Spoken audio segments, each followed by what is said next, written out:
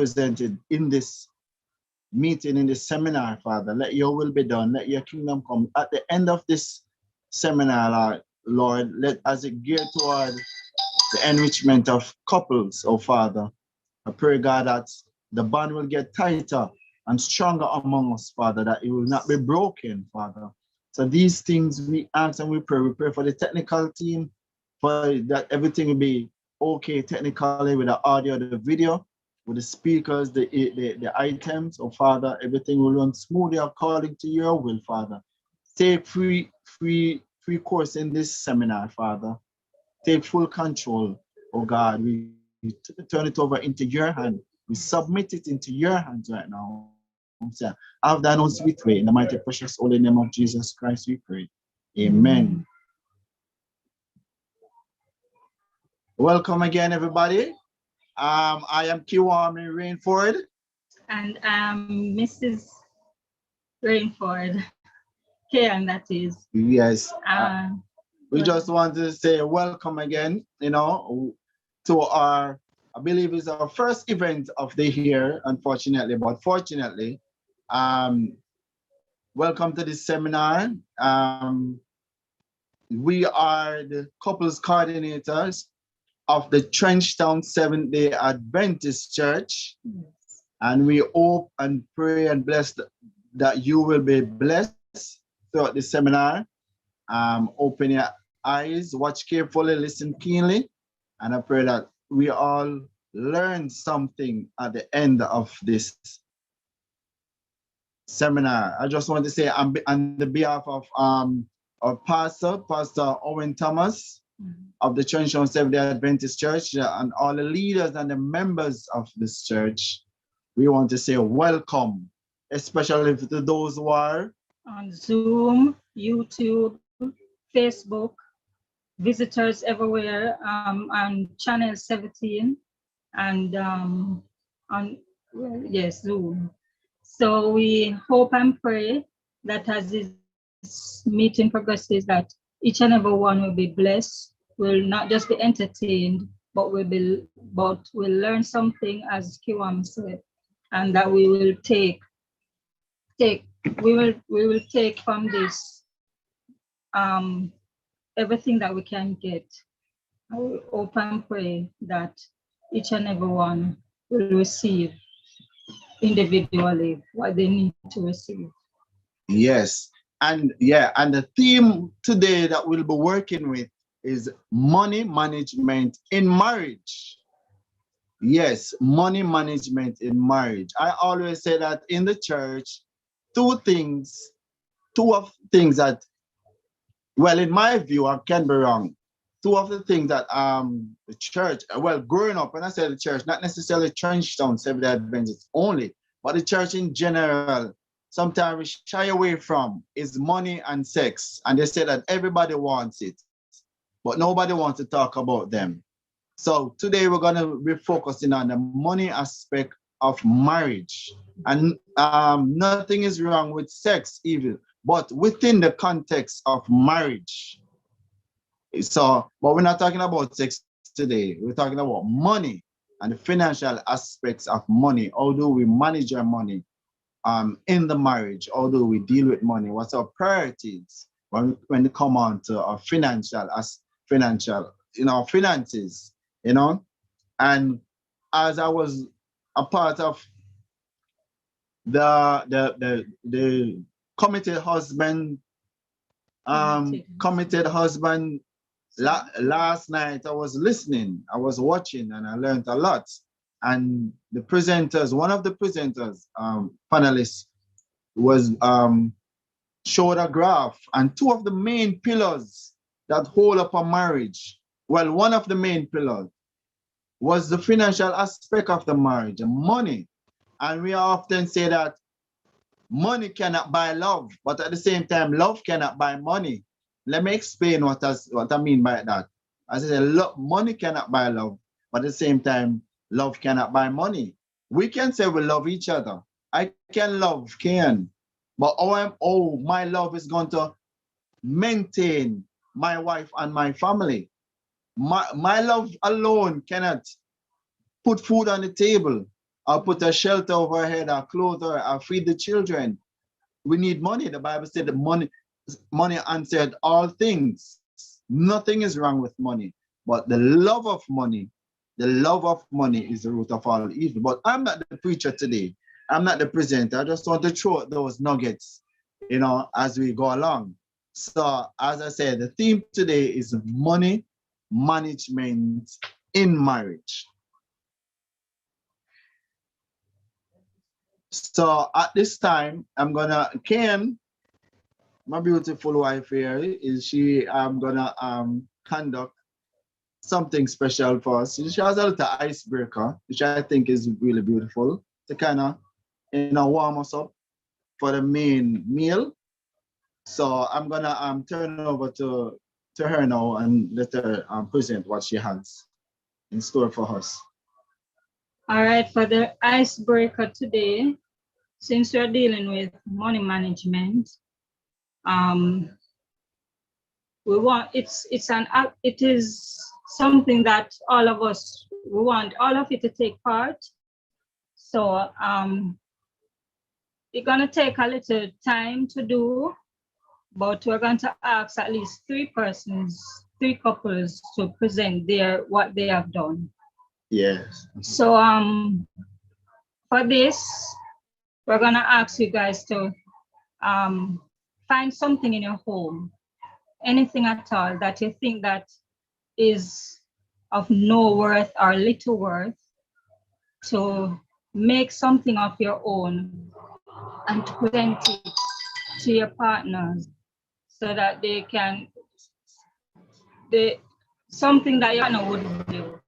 So you're gonna find something that is of little or no value and make it into something valuable to present to your partner. So whether you want to use paper, piece of cloth, whatever it is, don't matter what, just find something and present it. Use your hands to be creative with your hands. And make something and present it to your partner. So Kiwami and I did it. I don't know if you finished yours. I think so. We went along and tried to do something, and I'm going to present mine and he's going to do his. So while we're doing that, we're asking you guys to, think. I don't think we need to. You want to show it to them now? Yeah, we're going to show them. Okay. No. I don't want them. So that they can have an idea of what to do. No, I want them to be creative. I want them to think. Let them come with their own ideas. Sorry about that, but and at the end we will show what we did, what I tried to do. All right.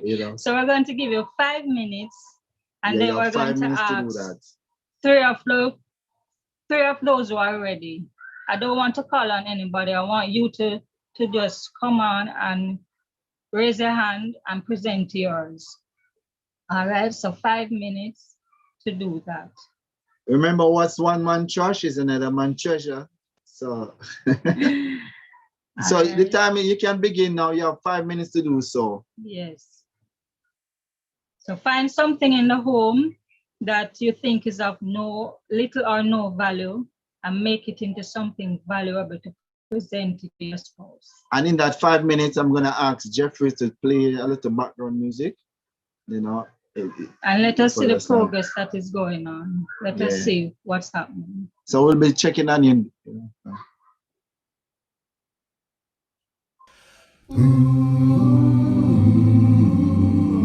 So you may go begin, start. I'm going to get mine and Ken is going for hers.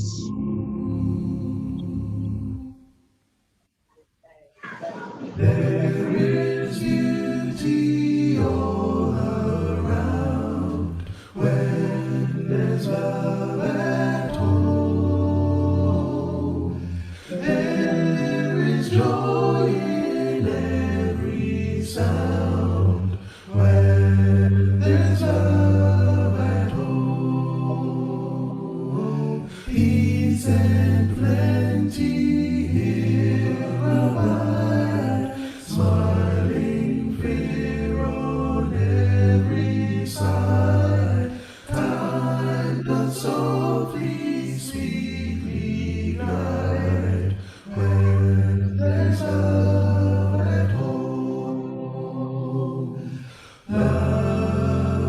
Guys, you can open your videos here. I'm gonna ask you to open your videos if you can and show us. Silent, softly, sweetly glide when there's love at home. Kindly heaven smiles above when there's love at home. All the earth is filled with love when there's love at home. Sweeter sings the brooklet by, brighter beams the azure sky. Oh, there's one who smiles on high when there's love at home. Jesus, make me wholly thine. Then there's love at home. May thy sacrifice be mine. Then there's love at home. Safely from all harm unrest, with no sinful care distress. Through thy tender mercy blessed, when there's love at home. Love at home. Love at home. Silent, softly, sweetly glide when there's love, when there's love. When there's love, when there's love.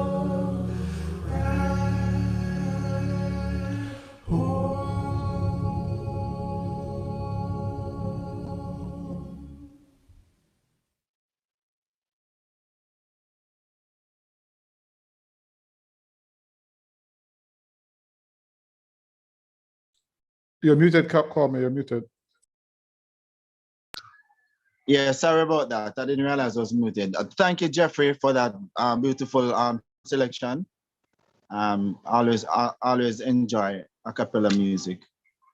And before going further, I just want to say again, welcome to all the viewers who are viewing whether on Zoom, Facebook, or YouTube, whether now or maybe later on at another day, whenever you get a chance. So watch this. I'm not sure if this is being recorded, but welcome once again on behalf of the Family Life Ministry of the Trenchtown Seventh-day Adventist Church. So I'm gonna ask you guys to open up your videos if you can. Please open up your videos. Thank you. I saw Mr. Garfield and his video open up your videos. Thank you. I want to see what the couple, what has been done so far. All right, we're gonna lead by example. As I said, as we promised, Ken and I is gonna show us what we made for each other. So you want to go first and show us and explain what you did with what you have? Tell them what's how you started and. All right, for mine, what I did, I got a piece of material. Old material.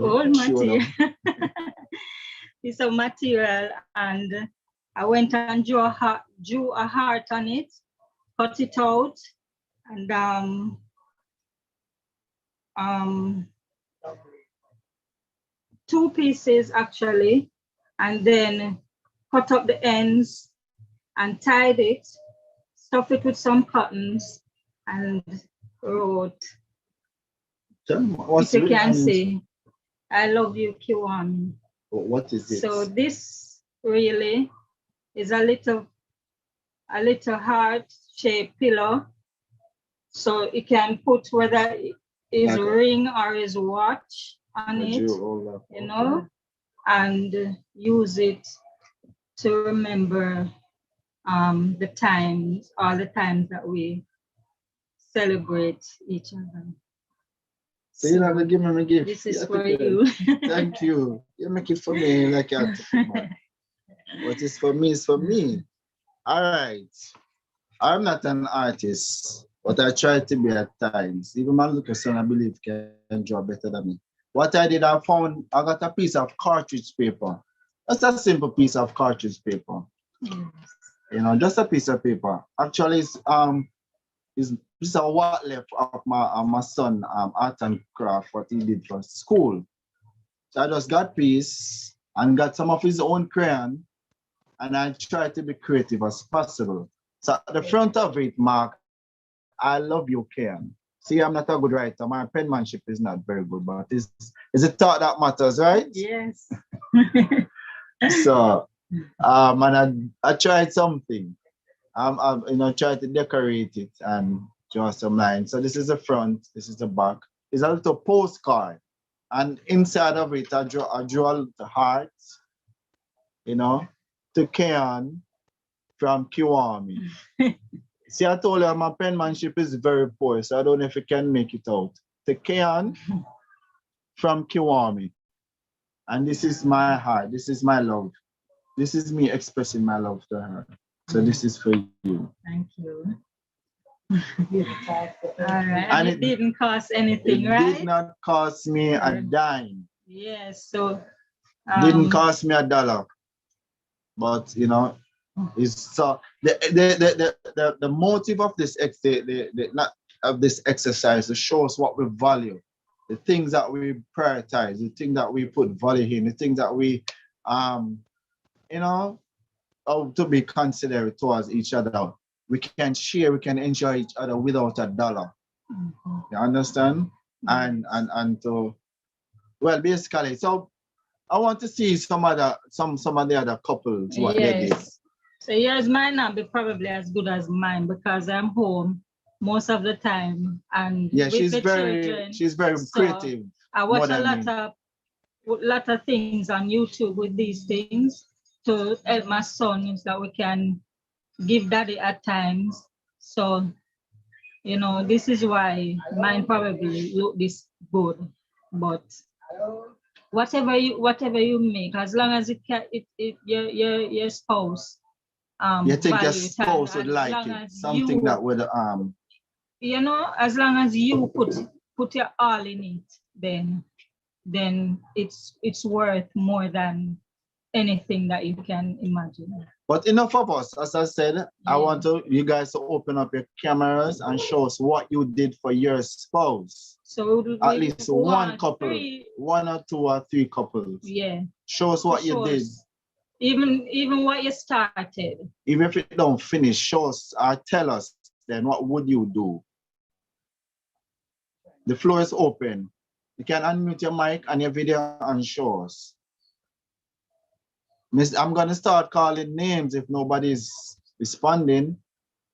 Mr. Kerry Sales, Gary Marshall, Newly Couples, Mr. Andrew Lawrence. Come on, that's our folks. Excuse me. Hello? Yes.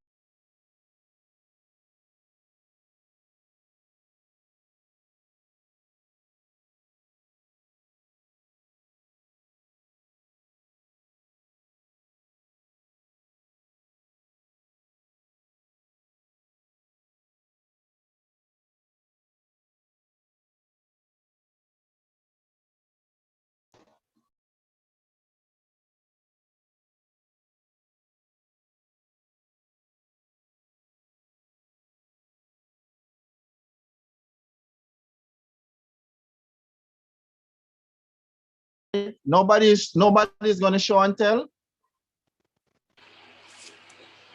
All right, I'm gonna Yeah, move on. yeah. Give me a couple minutes if anybody else, but give me a couple minutes.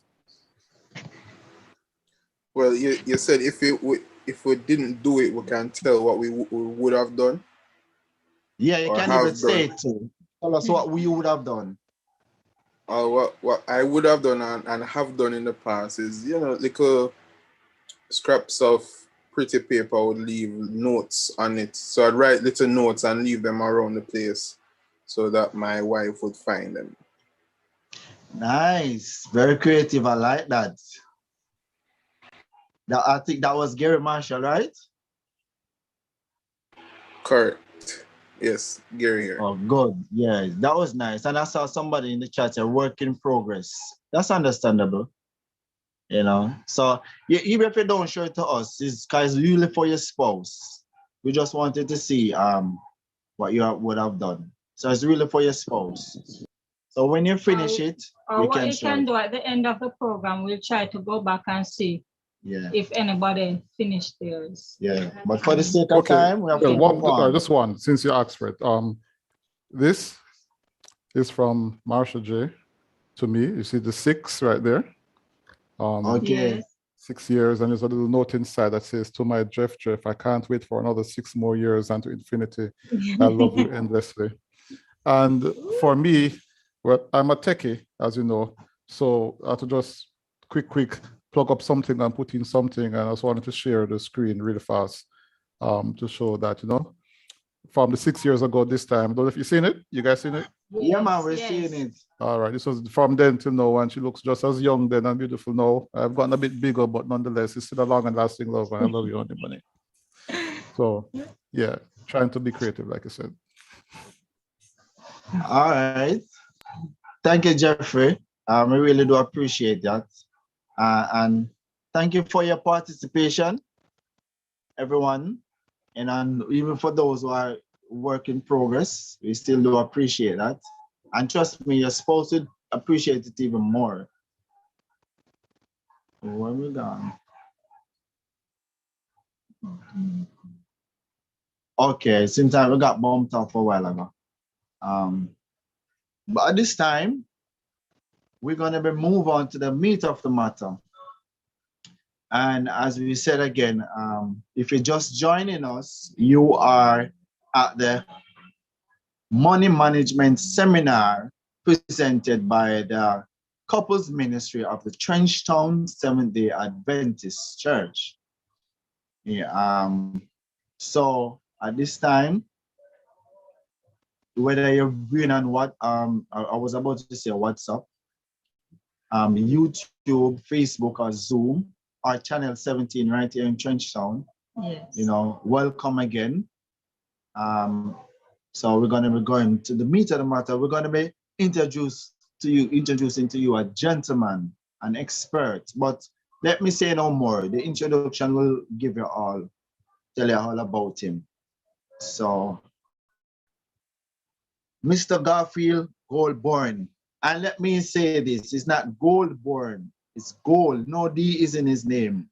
I spelled his name incorrectly on the flyer. So no D is in, I apologize. I'm really sorry about that. I understand because up until now, people still spelling my name incorrectly to Kiwami. They say Kwame, they say all for my name. They say Kiwi, they spell my name with a Q and all of that. So I understand. But it's not, Mr. Garfield Goldborn is an experienced and successful financial services specialist who currently occupies the role of relationship manager with a leading commercial bank. He has held advisory roles in investments, insurance, as well as in the pension industry across the top commercial banks and financial houses in Jamaica. As an author and a prolific writer, the Jamaica Gleaner occasionally publishes Mr. Goldburn's content, which ranges from finance to general social commentaries. He is also tasked with imparting financial literacy by the foundation arm of his organization. Mr. Goldborn is the AY leader for the New Kingston Fellowship, zone treasurer in EJC Youth Department, and treasurer for Andrews Couples in Action Fellowship, that's a CIAF. He has presented on finances at several crusades across EJC, and various churches have requested him to do sessions on finance. Additionally, Mr. Goldburn has individual membership with the Private Sector Organization of Jamaica, that's PSOJ. He is married to his best friend, Anne-Marie. Together, they have the most priceless little 3-year-old Leora. If I'm pronouncing that correct, please forgive me. Leora, Leora. Mr. Goldburn finds it a pleasure to share his expertise in financial literacy. So without further ado, we would like to present to you Mr. Goldburn, So, our presenter for this evening. good. So, Mr. Goldburn, let me say Garfield, turn over to you at this time. Good afternoon, Mr. and Mrs. Rainford. Thank you for having me.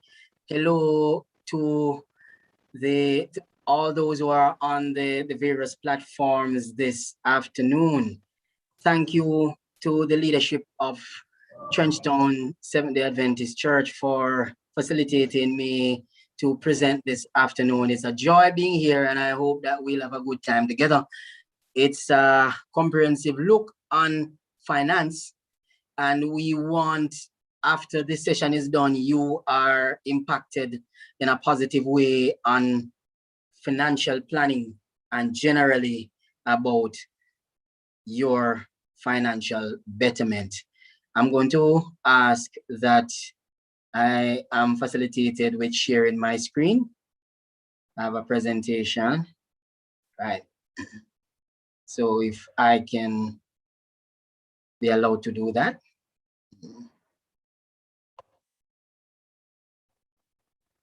May I say something in the meantime, Mr. Garfield? Yes, For the ma'am. viewers, we're gonna be having a short question and answer session at the end of the presentation. So please listen carefully, come with your question, and Mr. Garfield gonna try and facilitate them as best as possible, okay?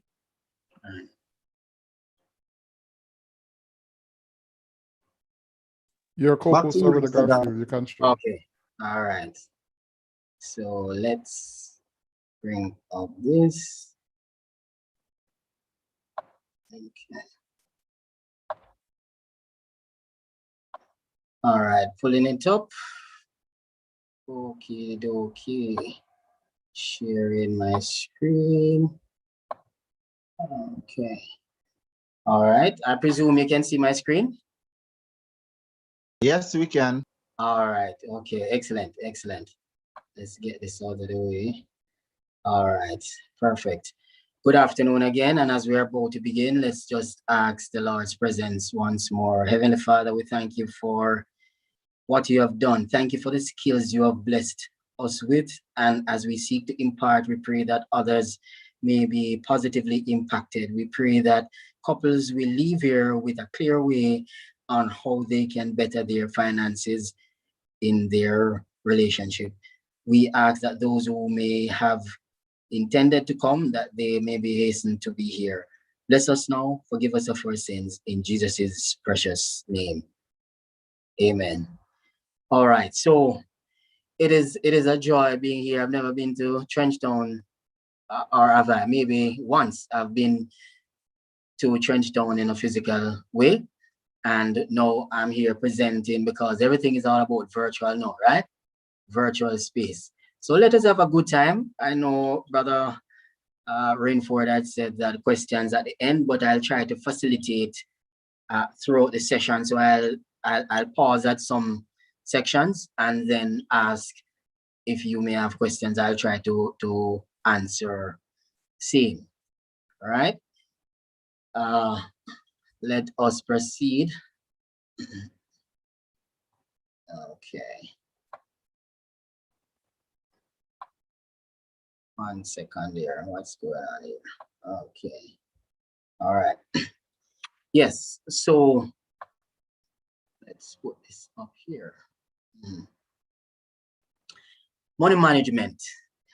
The objective is to speak about communication and financial planning, how those two correlate, financial goals for couples, funding these financial goals, what are those instruments that we use, risk management and estate planning, financial terms clarified, and some financial tips to couples. And of course, as I said, even though questions slated there at the end, I'll try to facilitate as we proceed.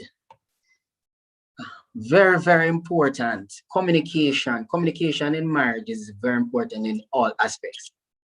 And even so in finance. How you communicate your finances, very, very, very key. How are you relating? Do you have financial meetings? We are going to talk about that.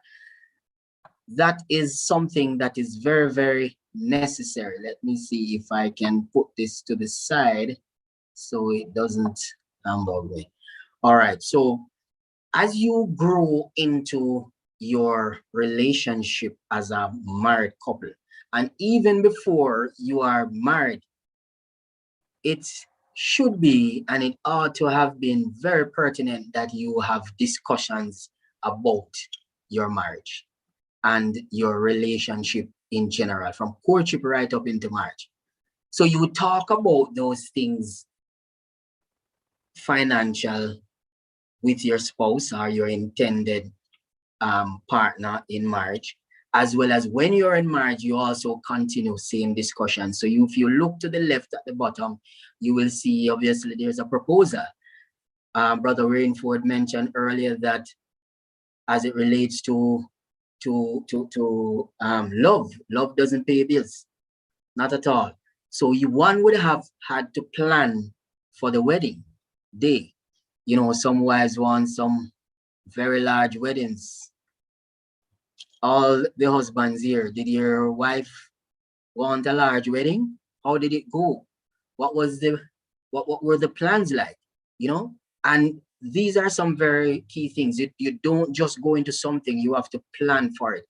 And the planning also should include the requisite financial specialist. So you might need your insurance agent, someone to talk about pension, your credit, your loans officer. All of these persons must be a part of the discussion. So communication as it relates to finance is very crucial. You need to have specific dates. I would say be organized, be structured, and set dates that, whether it is every 2 weeks, every week, however it is, what works for you every month, you meet with your spouse. Make sure you also have a good connection with your financial specialist as well. It's important that you place all cards on the table.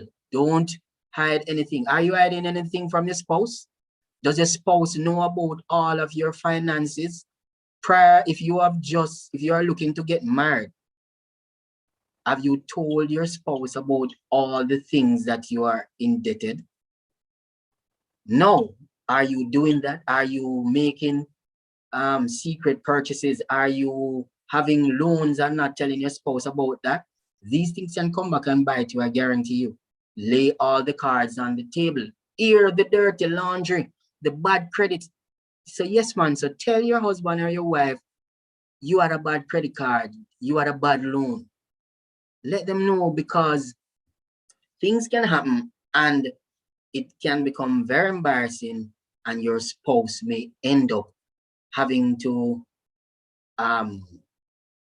having to deal with credit that they never knew about. So it's important that you air all the dirty laundry together, to each other, not out in the public now, but to each other. And you may also need to tell that to your specialist, your financial specialist, so they can make the proper recommendation for your situation. So there we go. You know, is your spouse hiding any debt? And that $40,000 there is not Jamaican, it's US dollars. So it's very important that you be transparent. And as it relates to investments and deposits, is it wrong to hide money from your spouse?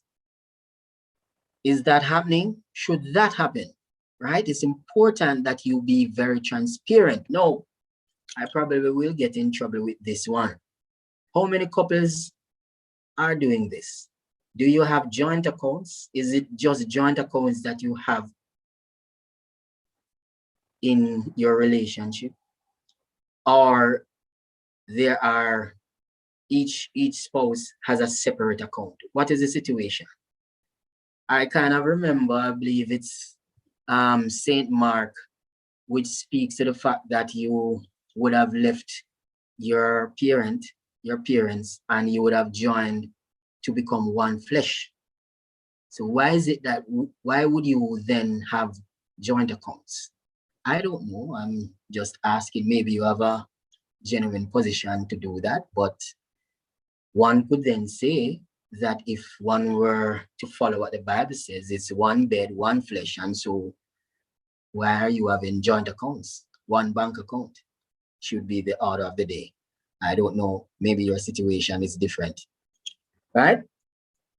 1 in 3 persons, a survey says that was done in 2017, confess that they have hid purchases from their spouse. 1 in 3 of those who argue with their spouse about money. That is, when you hide stuff, what happens? Trust is broken. Is trust easily remedied? I would want to think not. So maybe it's best to fess up now, confess now. It's not too late. You can probably fix things that might go bad or would want to go bad later on. So it's important that you lay all the cards on the table and speak in a fulsome way about your financial position, right? Is this happening in the church? Do we have this happening at Trenchtown? I'm just asking. I figure that doesn't happen here, right? Prenuptial agreements. Lay all the cards on the table. Is this necessary? Is this crucial?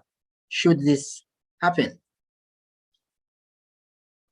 While you are discussing all the things earlier mentioned about your debts and all your investments, you also want to discuss your financial goals. What are your financial goals?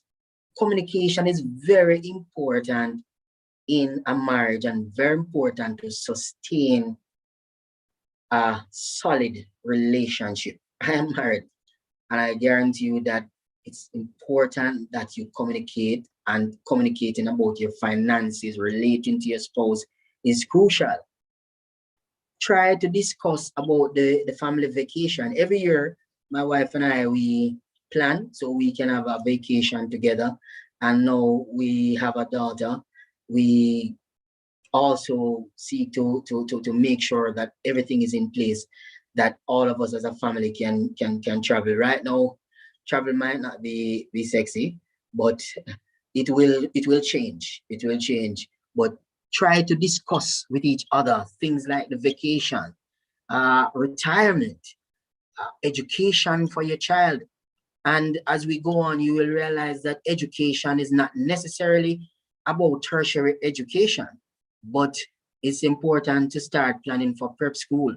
My daughter is 3 years old, and I'm about to pay university monies for her prep school education. Can you imagine that? I'm telling you. So these things don't just happen like that. You have to plan for them.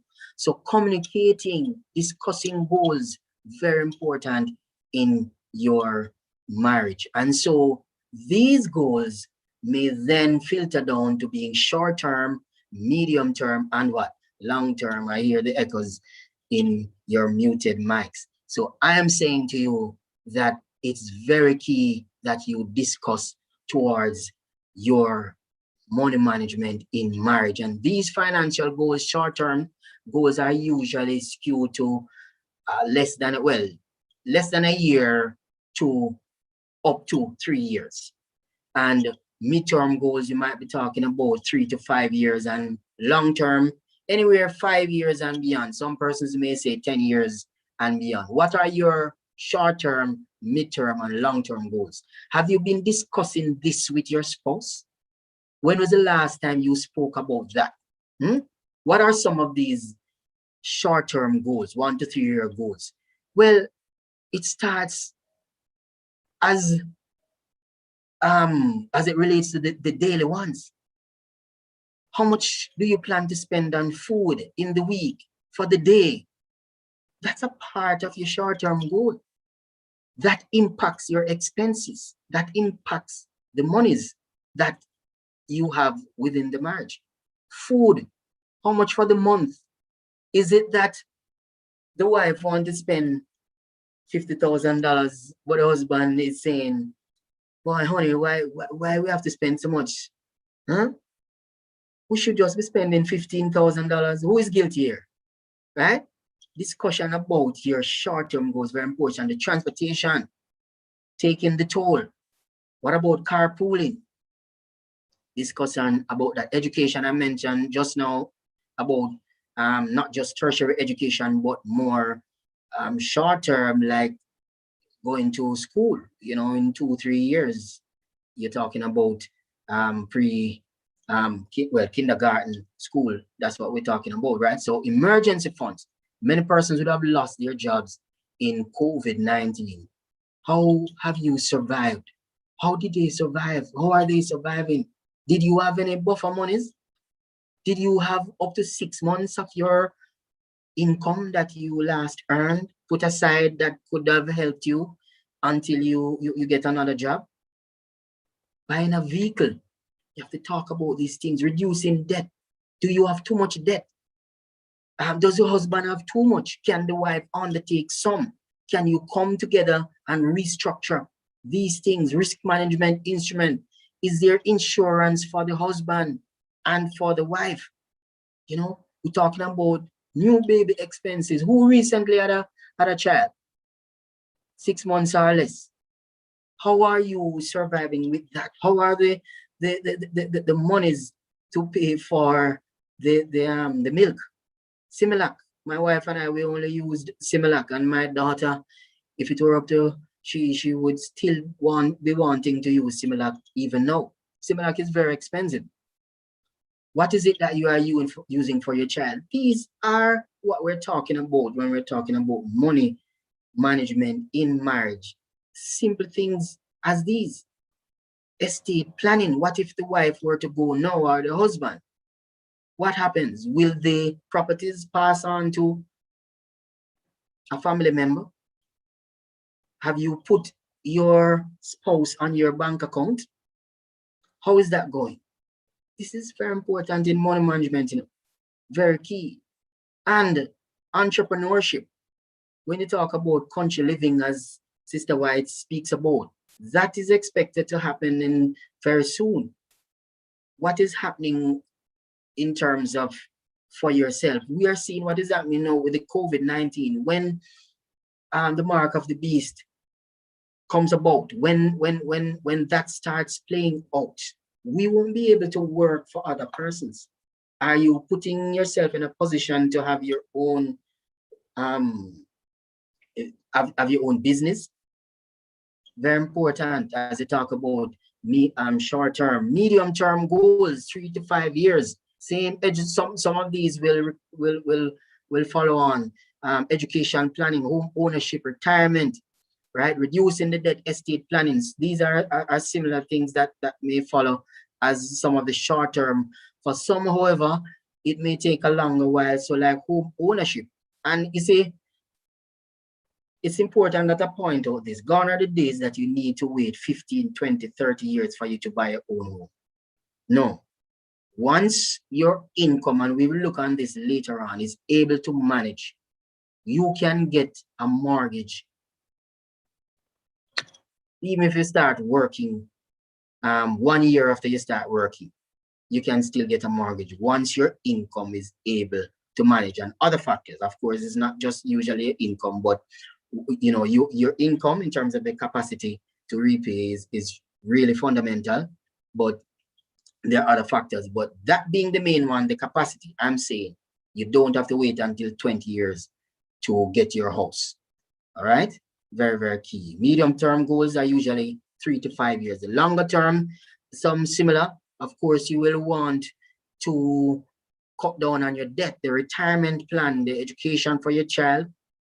You know, and as it relates to education, let me say to you, the best gift you can give your child is freedom, and freedom comes through education. Freedom to be what he or she wants to be. Don't let your child say that he or she wants to be a lawyer or a doctor, and you would have only saved, no disrespect to anyone, teacher money, which is saying we know that because law and medicine are not subsidized right now, and engineering, and I can speak in a very factual way that 10,000 US is the tuition right now for these faculties.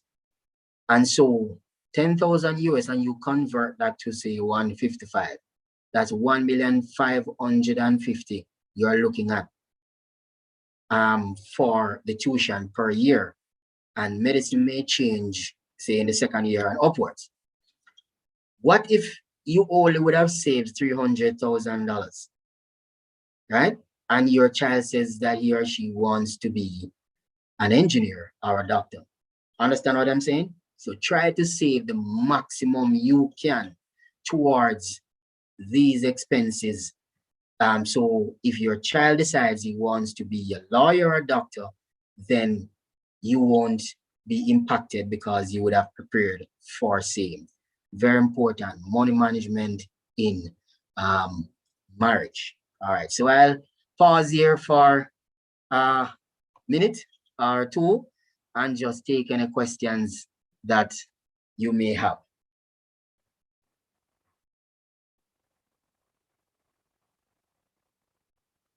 If you don't have any questions, then it's all right. Well, I saw a question in the chat say if joint account, or I think if it is a problem, if it is wrong to have separate accounts. Okay, and thank you for that. Oh, I've set my screen, I won't necessarily be able to see the chat. So if there is same, you can always advise. So the person is asking if something is wrong with a joint account or not.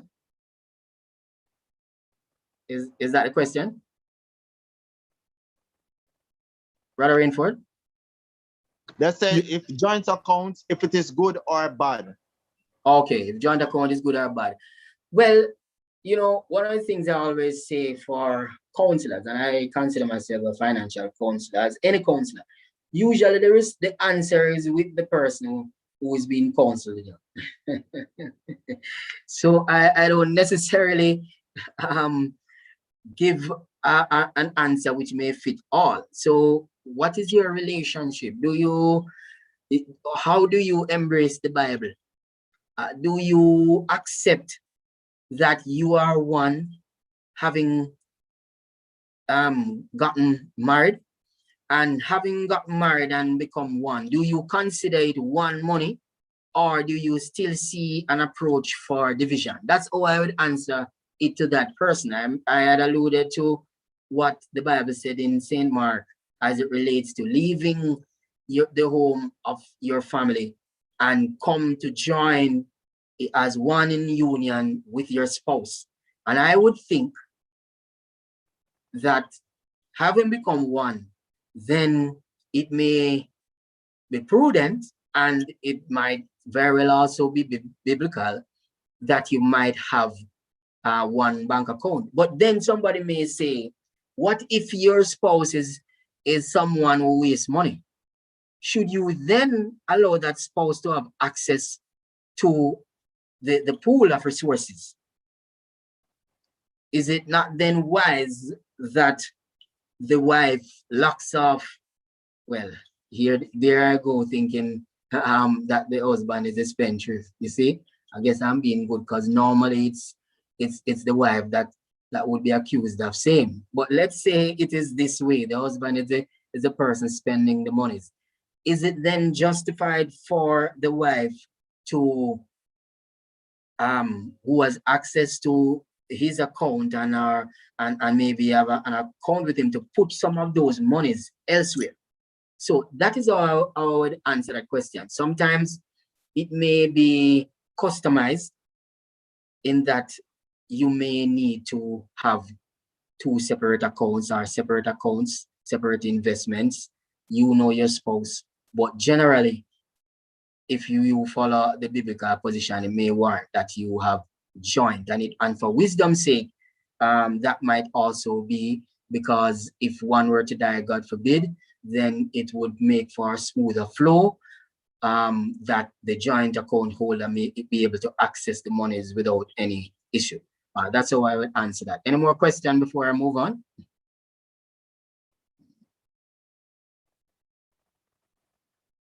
No, I'm not seeing any more.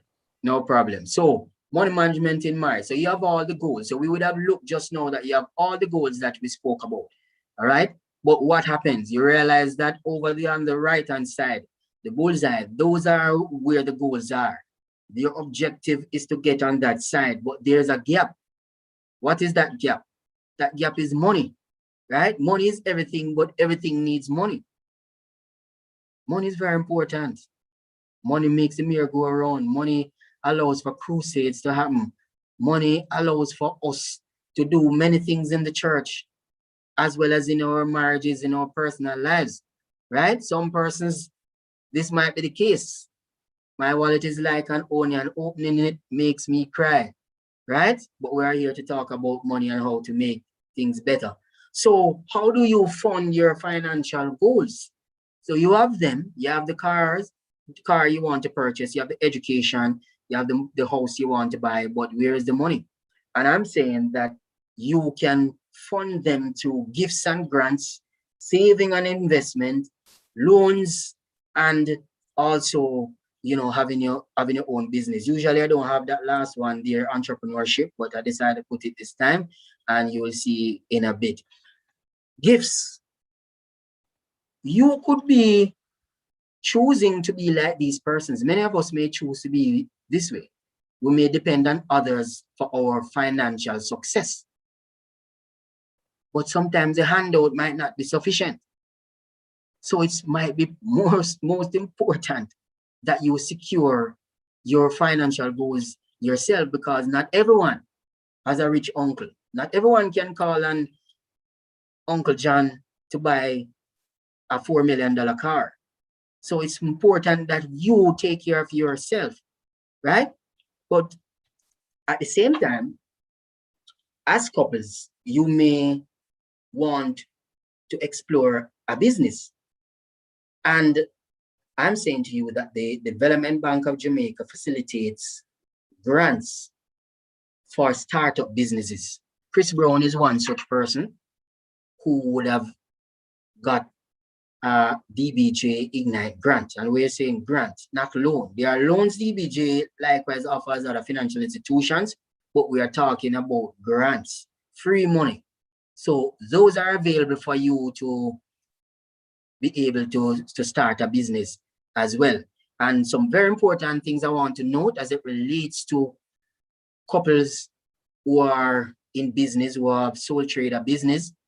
Here's what we say: bank your money. So if you have if you're a dressmaker, if you sell special juices, whatever it is, bank your monies. Because this is very important, you might need to get some credit at some point, and you impress the bank, or the bank may be willing to work with you if you can evidence the money is going into an account. Come to the bank and say, this is what I earn, but you can't show it. The bank might not necessarily be receptive to you. So I'm saying bank your monies. Also, pay your taxes. What if the bank were to lend you other people's monies? Because that's how banks work. It's other people's monies. Your deposit then in turn go and we lend that to somebody else. Pay your taxes. If you don't pay your taxes and we were to lend you monies and the government comes back for their taxes and have to sell stuff for you, it could impact us getting our money. It could impact us getting the installment payments. Banks are about profit. That's the reality of it. And so we need to ensure that you are in good stead, that if we lend you monies, it is not in an irresponsible way wherein you don't pay your taxes and then you impact us getting back our monies, right? Keep good records, very, very important. And lastly, have a business plan. If you don't know how to do it, there's the Jamaica JBDC, what's that now? Jamaica Business Development Corporation, right? They can help you structure a business plan. That's very important.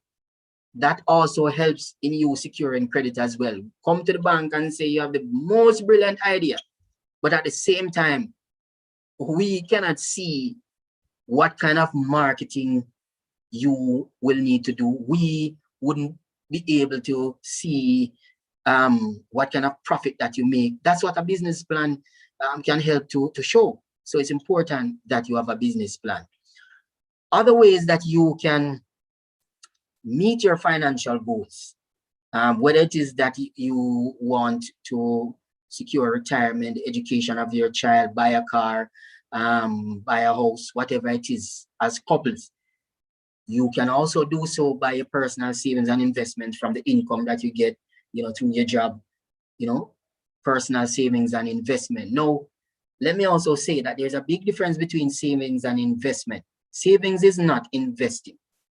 As you can see right there, which invest with the savings, the jar is closed, so you might not find the growth going as readily as to the right, where you see the monies are growing and growing, right? So there's also a level of security that you can see with the jar being closed to as it relates to the savings, and to the right with the investing, it's open for everybody, right?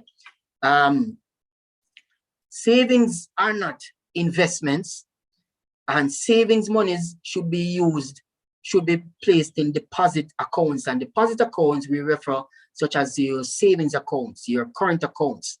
There's a checkbook right there. So it's whether it's US dollar, foreign currency, any hard currency or any other currency, savings account or local currency.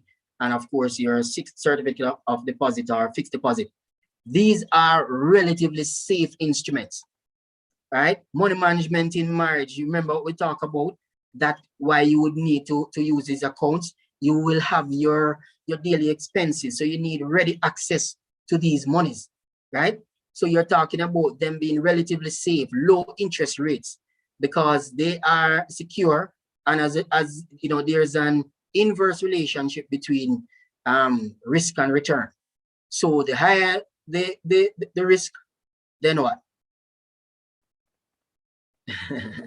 Well, as it relates to that, I would say there's a direct relationship, pardon me, right? So the higher the risk, the greater the potential return, right? So the higher the risk, the greater the potential return. The lower the risk, and then what you will have is the lower the return. That is why when you put monies in a savings account, in a deposit account, you are looking for 20%. Does the bank give you that? No, because it's not a risky instrument, so you won't get that. These are skewed for particular reasons. I mentioned earlier the emergency funds. So these are not for long-term investments, so our long-term goals. So you would need to put them in an investment instrument, and that is so, and that is why you won't get higher returns. They must be accessible. So there it is, your debit card, right? And necessary to secure short-term needs before considering investment. So before you start thinking about investing, you have to secure your short-term goals. You have to make sure you have the emergency monies that if you were to lose your job, if you were to get ill, if you have to make a sudden travel, then what would happen is that you won't have your monies in an investment account, and it becomes difficult for you to retrieve save. Okay, so it's important that you take care of the short-term goals before you look at investment. And there we come again, because if you have the discussion with your spouse, that will help you in how you go about dealing with your finances, dealing with your savings account, your checking account, your deposit accounts in general, right? It will help you to determine whether it is one bank account or not. It's important for you to have that transparency. It's important that you have the discussions. Discuss with your credit officer. Discuss with your investment advisor. Very, very, very key that you schedule regular meetings to talk about your finances, whether it is that you're looking to get married or you are married. Don't hide your money. I would never encourage that. When you are married, it is key that you be open with each other. And I will say, as well as it relates to deposit monies, you know, online banking is the order of the day now, and especially with COVID. Why would you need to go to the bank? Stay at home, take care of your transfers, take care of paying your bills, do your online transfer money from out of that bank account to another. Stay at home, do your online banking. To the right, what do you see? John Brown is hiding his money under the mattress. And what is happening? Thomas Smith is looking on. So when you put your monies at home, what tends to happen is that there are risks. Your monies may very well be stolen. Likewise, you may find rodents, forgive me, but it may happen. I have known of persons with this, but rodents may eat up your money. You can't get it back, you know. Your money may get wet and torn and destroyed. You cannot get it back. Fair? So I am saying to you, I'm coming to the hand. Thank you, Brother Rainford, right? Shortly. So it's very important that you put your monies in the financial institution. JDIC covers your money in the bank, not in an investment house now. We're talking about commercial banks. $1.2 million of your monies are covered. It used to be 600,000, but it is now $1.2 million. So I am saying to you, secure your funds, online banking, bank in the bank. Over to the question. Can somebody read the question for me? Yeah, I was saying that with so much scamming going on now, is online bank safe? Or do you know it's 100% safe with giving all of your information on the internet? That's a big concern for me. Yeah. That's a very good question and an excellent question. Here's what I would say. That having had issues in terms of security, online security, what I know of is that there are financial institutions who have beefed up their online security. So they would have seen what the scammers would have come with. They would have seen what those who have done phishing scams, and they would have different security equipment in place to ensure that you won't find much of this happening. Yes, it may still happen, but I would say that I am aware of financial institutions investing millions of US dollars in beefing up online security. And with the knowledge that what is happening now with COVID, more persons are gravitating to online. It is in the best interest of these banks and other financial institutions do so, and they are doing so. So that is why that's my response to say, you know, there's always measures that the banks would be communicating to their members in how they can be more secure. So I would say relatively it is safe to do transactions online. I think Jeffrey had another question. Yeah, there's a question from YouTube. Asking, how often do you suggest meeting with your financial advisor? All right, so that is going to be up to you in terms of as a couple. For some persons, they may need to meet, you know, regularly. Persons may be looking to explore credit, and so they may need to do maybe every week, every 2 weeks. If, for example, if they are looking to do a mortgage, you know, they may need to consult with their financial advisor more often, their credit officer more often than if it is that they are just looking to explore an investment. So, you know, it depends on the situation, depends on the goal that you have, and each is not one hat fits all. It's about your particular situation. More questions? All right, so with no more questions, and I hope those have been satisfactorily answered.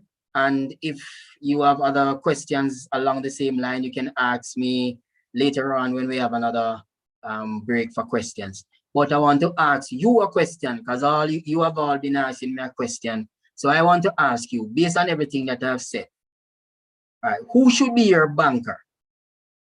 Someone from your community, a family member, or your financial institution as it relates to a partner plan? Do you are you in a partner? I know many of you are in partners, right? And you have your banker. Have you ever been in a partner and what happens? The banker runs off. Has that ever happened to you? Will the bank run away? So I'm saying that bank your monies. My recommendation is to use the bank as your banker. I see that there seems to be a question. Is that so? Is that a question? All right, so I'll proceed, right? So I'm encouraging you to use your financial institution as your banker. Investments now. So we have spoken about deposits, ways that you can meet your financial goals, and deposits are usually 1 to 3 years. Investments now, potential returns, because many times persons complain and say they get low returns or low interest rate on their deposit accounts, their savings, their current accounts, their certificate of deposits. And then they say they want high returns. But then when they hear of the risks in terms of potential returns, and what does potential say? Is not guaranteed, right? So while there is a greater probability of growing your monies with investments, you also have a greater propensity to risks. The greater the risk, the greater the possible returns. But the returns are also potentially higher, but not guaranteed. So, and I'll soon look on some instruments.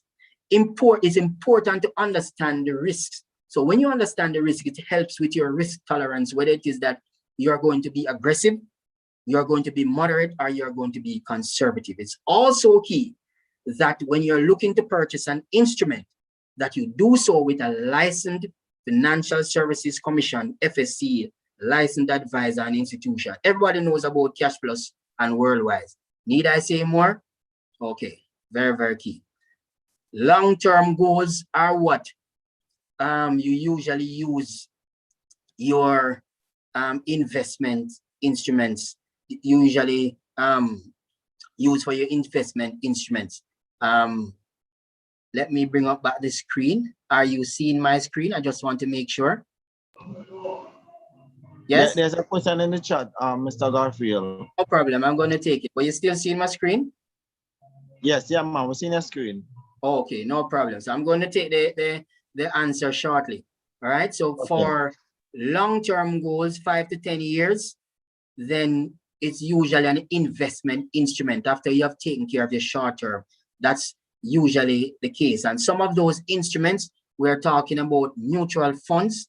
Mutual funds are, say, for example, you might have an equity mutual fund wherein a pool of stocks you put together and you can buy into that. IPO, you know what IPO is? Initial public offering. You're getting your private business out into the public, and so you offer shares to the public. So we've done, you know, a number of them. Stocks and bonds are also other general investment instruments. Let me take the hand now. Please go ahead. Yeah, we have two questions in the chat actually. Yes. The first one said, what happens if the bank becomes bankrupt will the bank refund every single person who would have been banking with it, or it will focus more on the customers who would have saved the big money with the bank? All right, let me Want to answer that. What, go ahead. answer the next?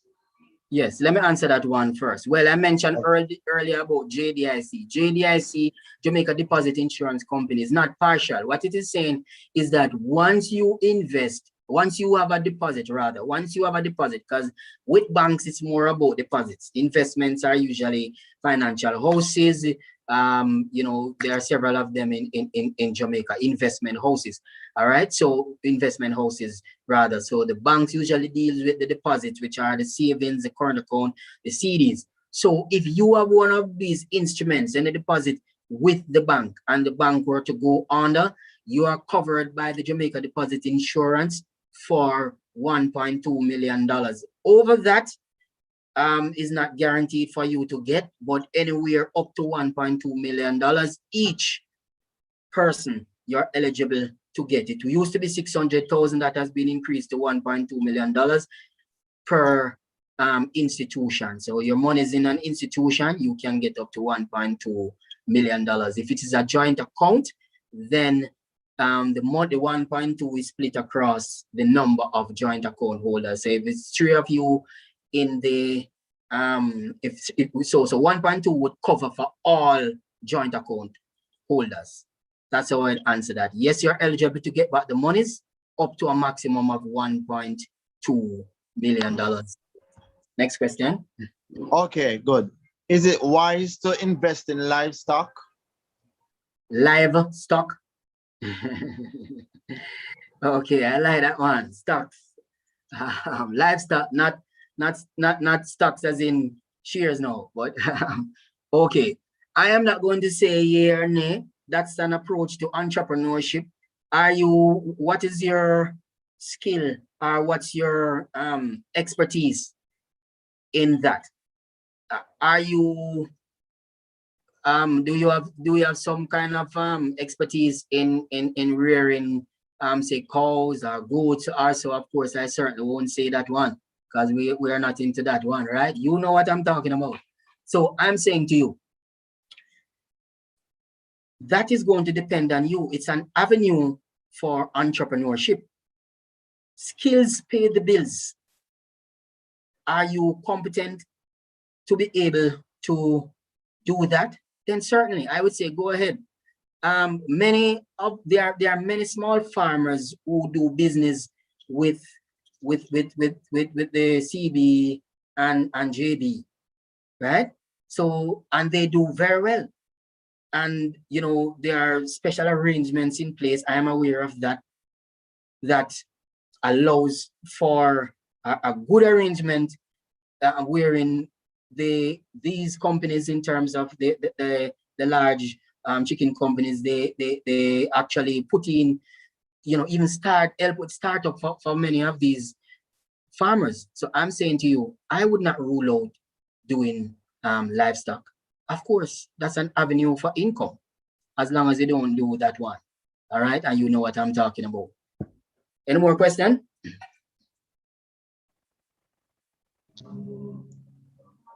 No, I'm not seeing any more. All right, no problem. So we want to just zero in quickly on a particular investment, and that's retirement plans. Do you have a retirement plan? Let me also say something about retirement plans. Many times persons are just, if they have a retirement plan, they have a sense of security.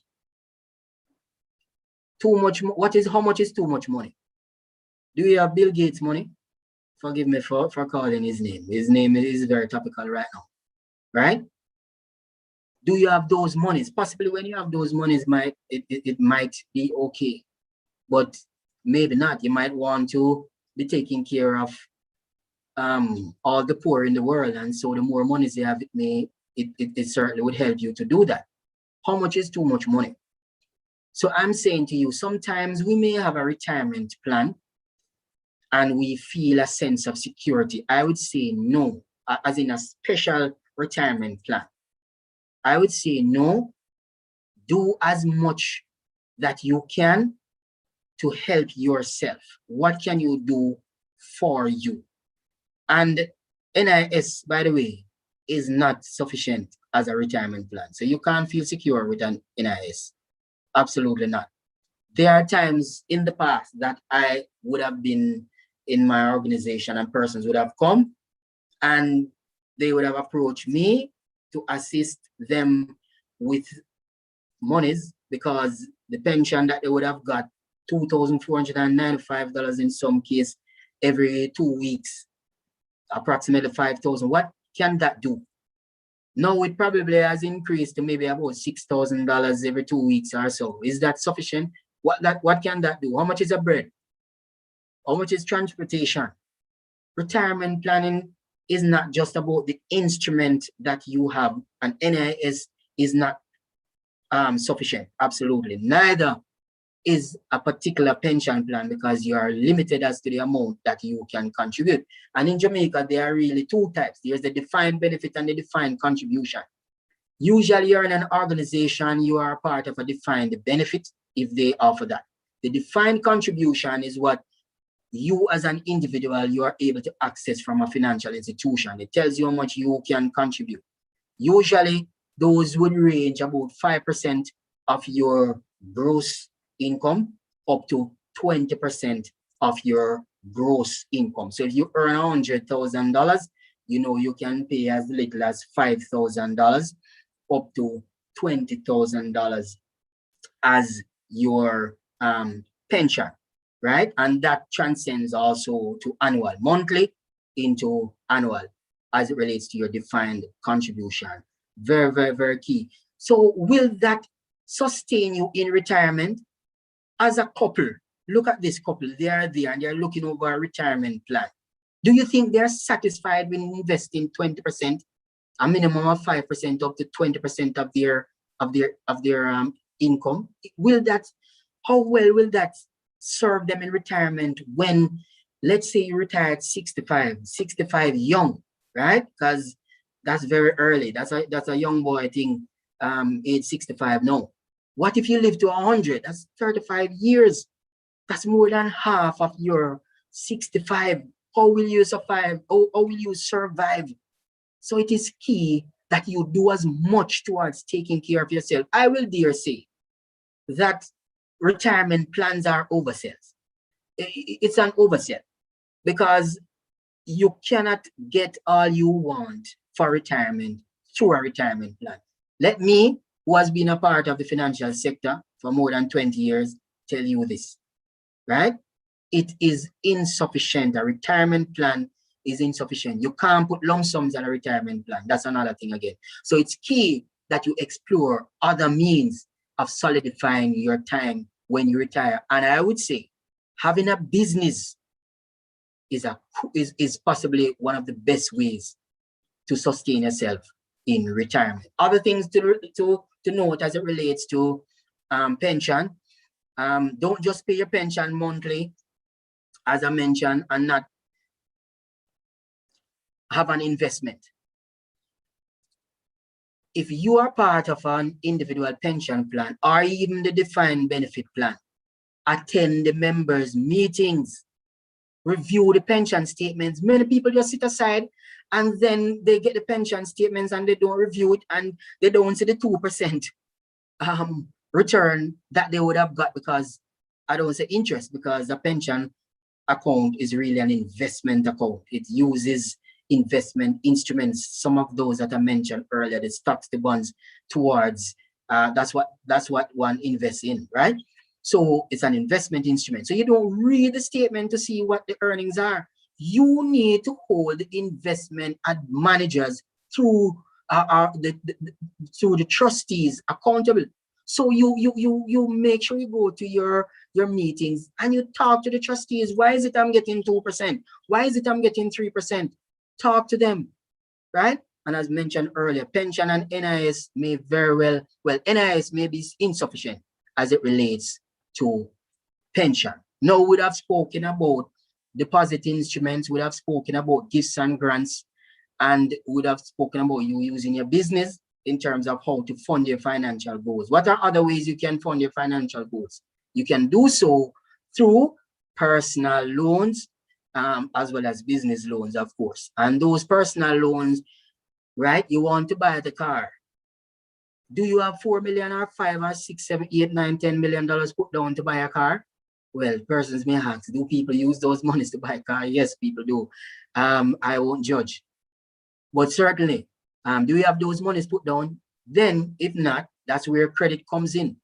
Credit is not a bad thing, you know. It doesn't necessarily have to be a bad thing. And there are responsible managers like myself and institutions who will sit with you to make sure you make good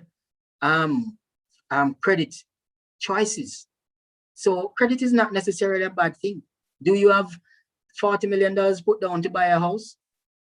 No. So you go to NHT and you get your 6.5, and you go and your spouse comes along with you, that's $13 million, and then you take the difference from a financial institution. Credit is not a bad thing. It's about how it is used. And responsible borrowing is what we encourage. But our institutions have the prerogative to help with responsible borrowing as well. There's also line of credit, credit card. You have your monies as well. You don't necessarily have to use it to purchase what you need. You can leave it with the bank.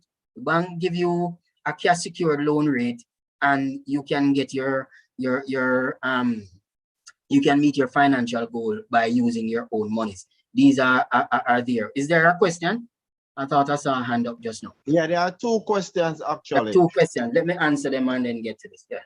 Yes, sir. What else can we explore if we are not able to go in business? Okay. All right. That's like a counseling approach, but as I say, I consider myself a financial counselor, so I have answers for that, and I'm going to get pardon me to address that towards the back end of the presentation, but I will answer that.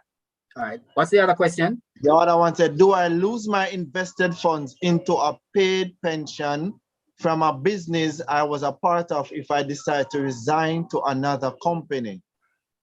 All right.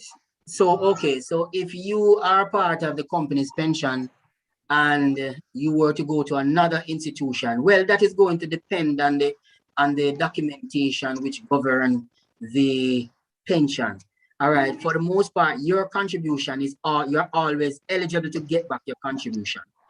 Get back your contribution. Let me say that very guardedly, because how it actually works is that if it is not yet retirement, it is put into, you are eligible to have it transferred into another approved retirement account, right? So you don't necessarily get it back in your hand. If you are retirement age, you have the option to collect those monies.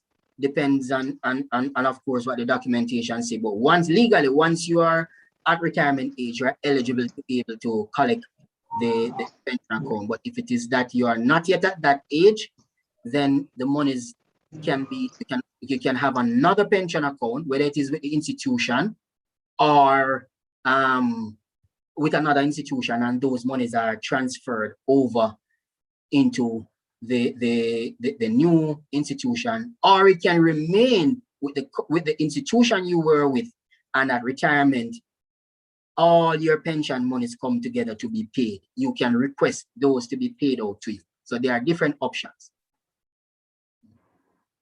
More questions? No, I think that's it, Mr. Garfield. Right. And again, if your questions aren't as answered and you want further clarity on it, as we proceed, you can ask and I'll respond as best as I can.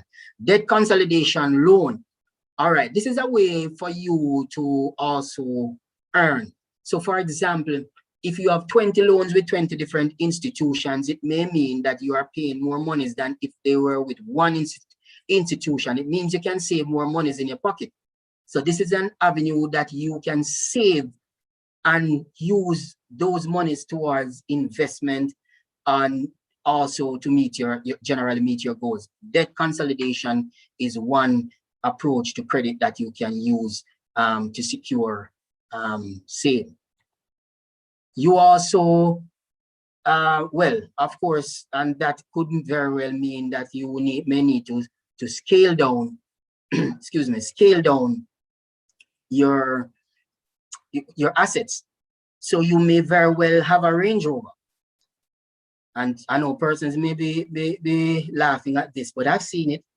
I've seen it, and nothing is wrong with that, right? You can't look to what others are doing. You know your own financial situation. And so as a couple, you sit down. That is why a discussion is important. Sit down, have the conversation. And then if it may mean that you may need to sell the $22 million Range Rover and buy a Cherokee QQ, nothing is wrong with that. You know how much money you would have saved. So I'm saying to you, that's a consideration, right? In terms of looking at your finances. A very key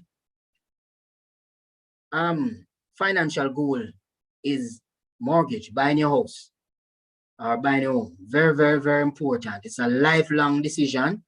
And so it is important that you discuss this thoroughly with your spouse. You want to discuss where you want to live, which includes the community, how close you are to work, all these things. So you want to consider this, you know, how close is home to your child's school. You know, it's important that you have a fulsome discussion. And as I said earlier, you can start working on 1 year after you can buy a house. So by year 10 together as a couple, you can be onto the second house. These can happen. This does happen. I can tell you that this happens. Spouses may have joint loans as it relates to mortgages. All right. So ways that you can use your mortgage are to your advantage, re-advance. You might have taken out a loan prior, and then you have paid off some of the mortgage. You can get a mortgage to bring you back to the position of the first loan that you had, you know. So you borrowed $10 million, you paid off $4 million. So you have $6 million owing, right? You can borrow another $4 million to bring you back to the 10 that you originally borrowed. That's called a re-advance. You also have what we call equity loans. So as it relates to, say, equity loans, you have a property that is valued $50 million, and the loan on it is $10 million. Then that means you have a $40 million difference that you can use to get some equity. What if you have a child going to university and doing medicine and you need $1.5 million? This is an approach that you can use, an equity loan, right? Then there's also reverse mortgage, not very common in Jamaica, but there are institutions which have them, wherein you, and usually persons in retirement are the ones who access this.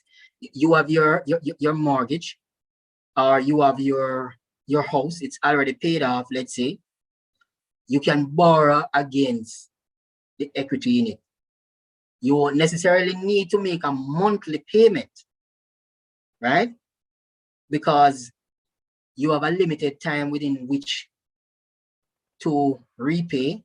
And the approach to repay is either you come up with the lump sum, or they sell a property and you they sell the property and you get the difference after the loan is paid off. So there are persons who do this. So it's an option to get a lump sum to meet a particular goal. As I said, usually persons in retirement usually take this up. I see a question.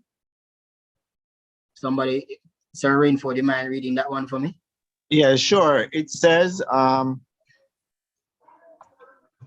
you can, or it's not a question, or the question said, since the Bible says the borrower is a slave to lender, why focus on debt and finance stuff instead of finding ways to generate money and income?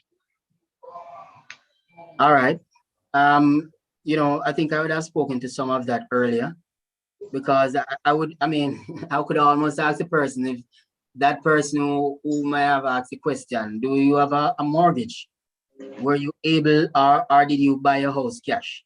If you own your own property, are you paying rent? Is that in a better position than if you're paying mortgage? You know, because credit, I don't know of the Bible being against credit.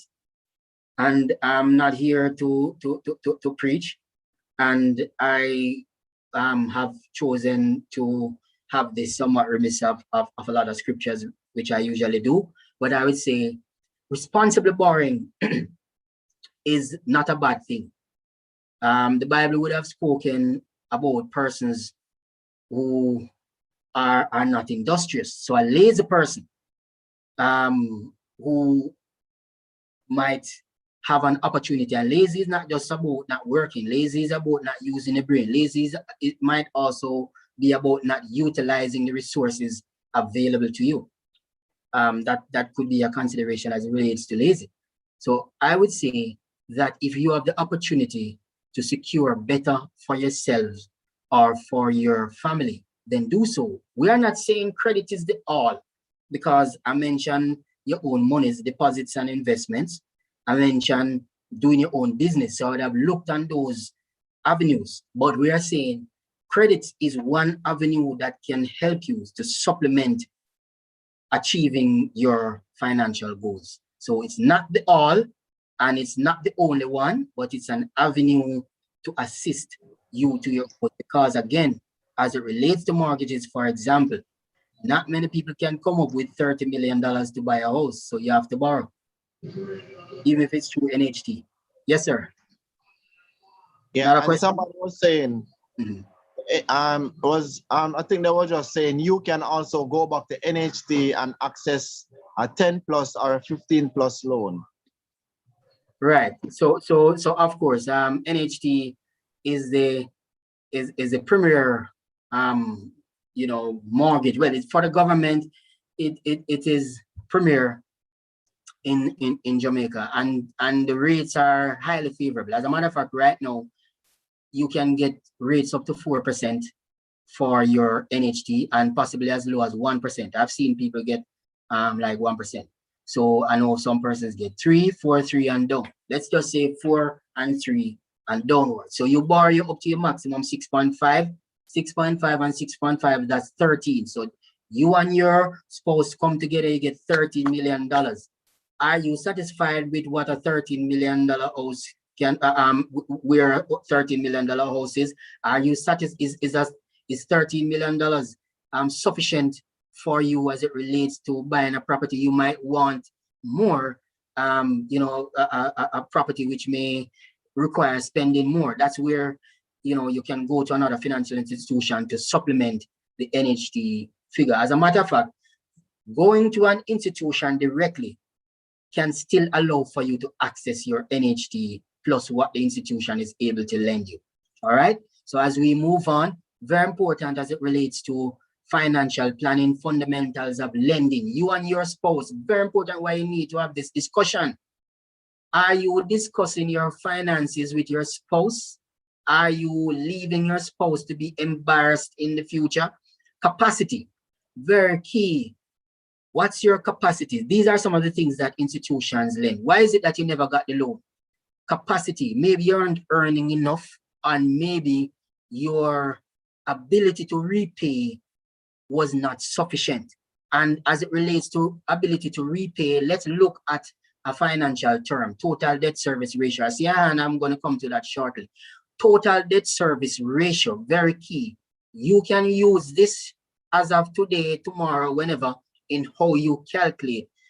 This is knowledge, inside knowledge now of what the banks use towards helping to assess if you should get credit. Help, plays a major role, but it's not everything. I'll get back to the rest. It's your monthly debt payments, right? So you're paying $20,000 for your auto loan. You're paying $40,000 for your mortgage. You have a commitment. You're 5% for your credit card. If you have a $100,000 limit, is say $5,000. Usually, is a minimum of 5%. You add as a part of the debt service ratio, and so it's 20, 40, and 5. So that's $65,000. So let's say, for example, let me use the example that is on the screen. So it's your monthly debt payments over your gross income, your debt service ratio. So if your gross income is, for example, $200,000, loan payments, all of your loan payments, like what I mentioned, the auto loan, the mortgage, total say $80,000. then your debt service ratio is equal to 80,000 over 200,000, that is 40%. Many institutions, so for example, if an institution has a 50% debt service ratio, what that is saying is that all of your loans should not pass 50% of your gross income. What's your gross income? 200,000. 50% of 200,000 is what? $100,000. So all of your loans, including the one that you would be doing, should not pass $100,000. If it is over 100,000, it says you are in some problems, but it is not. Don't write off yourself, because a debt consolidation may help you to go back within the threshold percentage, right? So that's how the debt service ratio works. Kerry has a question.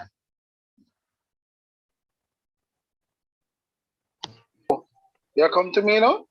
Yeah, man. Yeah, man. So you said that you don't know the Bible discourage taking out loan. Yeah. Did I understand that? I said that. Yeah. So that was more me saying that I know for a fact the Bible doesn't discourage that. The Bible very much discourages it. The Bible, the Bible don't call it a sin. I'm saying if you have to do it, you have to do it. Right. But I mean, I've never read right. I've never read a verse that support me borrowing. The Bible might say if you borrow, make sure you pay back. But the Bible to me doesn't encourage that we should build our foundation or build our whatever on borrowing. Because we can draw many texts that point out that the Bible don't encourage us borrowing. But if we do, you know, pay back your debt. So we know that for certain circumstances, we might have to borrow. As you brought up, we might, for example, a house. That kind of risk you to take, because the truth is that kind of asset over time, well, generally will appreciate and basically almost can pay back for itself over time, right? So if you buy a $5 million house now and you get a $30 million house, 30 years from now, that house probably going to value 40 million, whatever it is. All right. So but I don't like the idea. We're in agreement. We're in agreement. Yeah, man. But I don't like the idea of debt in general. Because for me, most people can't manage debt. And no matter class save a lot of people from debt. Right. I've yet to see a study that says borrowing debt consistently is a good thing for most people. Some people can manage debt, you know, brilliantly. Them on top of it, them turn rich out time. Most of the people they can't. So for me, financing certain things with debt, it has become a necessity in our lifetime. But if you can avoid debt, because one thing, you know, we can wreck a marriage, as they say, a money problem, you know, and debt is one of the serious money problems. Right. So, Kerry, if I may, we are on the same wavelength as it relates to what the Bible says. I am in agreement that the Bible would suggest that, like any other thing, it's not a sin. So where I wanted to correct or clearly state is that it's not a sin to borrow. All right. Prudence may require that you borrow at some point. And as we have been discussing here in this financial literacy session, because this is what financial literacy is about, because this is not just about credit. I have not spoken just about credit. We have looked on ways of meeting your financial goals. And we would have stated that you can use your income, which is where deposits and investments comes in.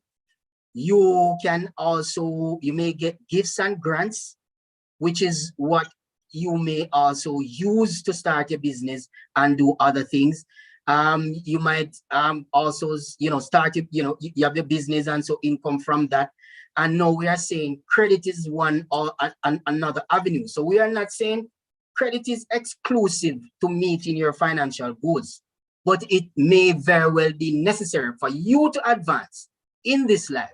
It is going to be prudent that you explore credit. Most businesses, most persons do not have the resources that they may require to advance.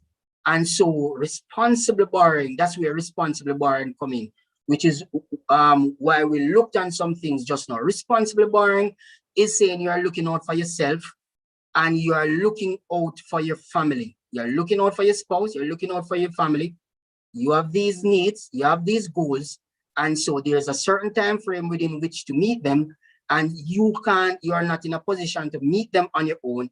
But responsible borrowing says, I will undertake some credit so I am facilitated to meet these goals. That's what responsible borrowing is saying. So we're certainly not saying credit is exclusive to you meeting your goals. All right. So we just looked on just now total debt service ratio. So thank you for that. Just Kerry, very, very key that no one leaves here with a misunderstanding or an interpretation of a position that shouldn't be had. So the Bible doesn't say it is a sin, but the Bible does say if you can do without it, sure, which is why you have other avenues of meeting your financial goals. Net worth is a very important aspect also of financial planning, right? Because net worth is really your financial position after you have paid off your credit. So all your assets, so that the monies you have in the bank, your property, your car, whatever it is that you have as an asset that can be monetized, it is that less all of your liabilities, and it tells you where you are. If you are in the negative, it means that you are not in a good place. It says that you might need to look on your financial position. So you can do this yourself. You can calculate your net worth by itemizing the assets that you have against the liabilities. This is something that the banks also look on in determining whether it is that we ought to lend to you.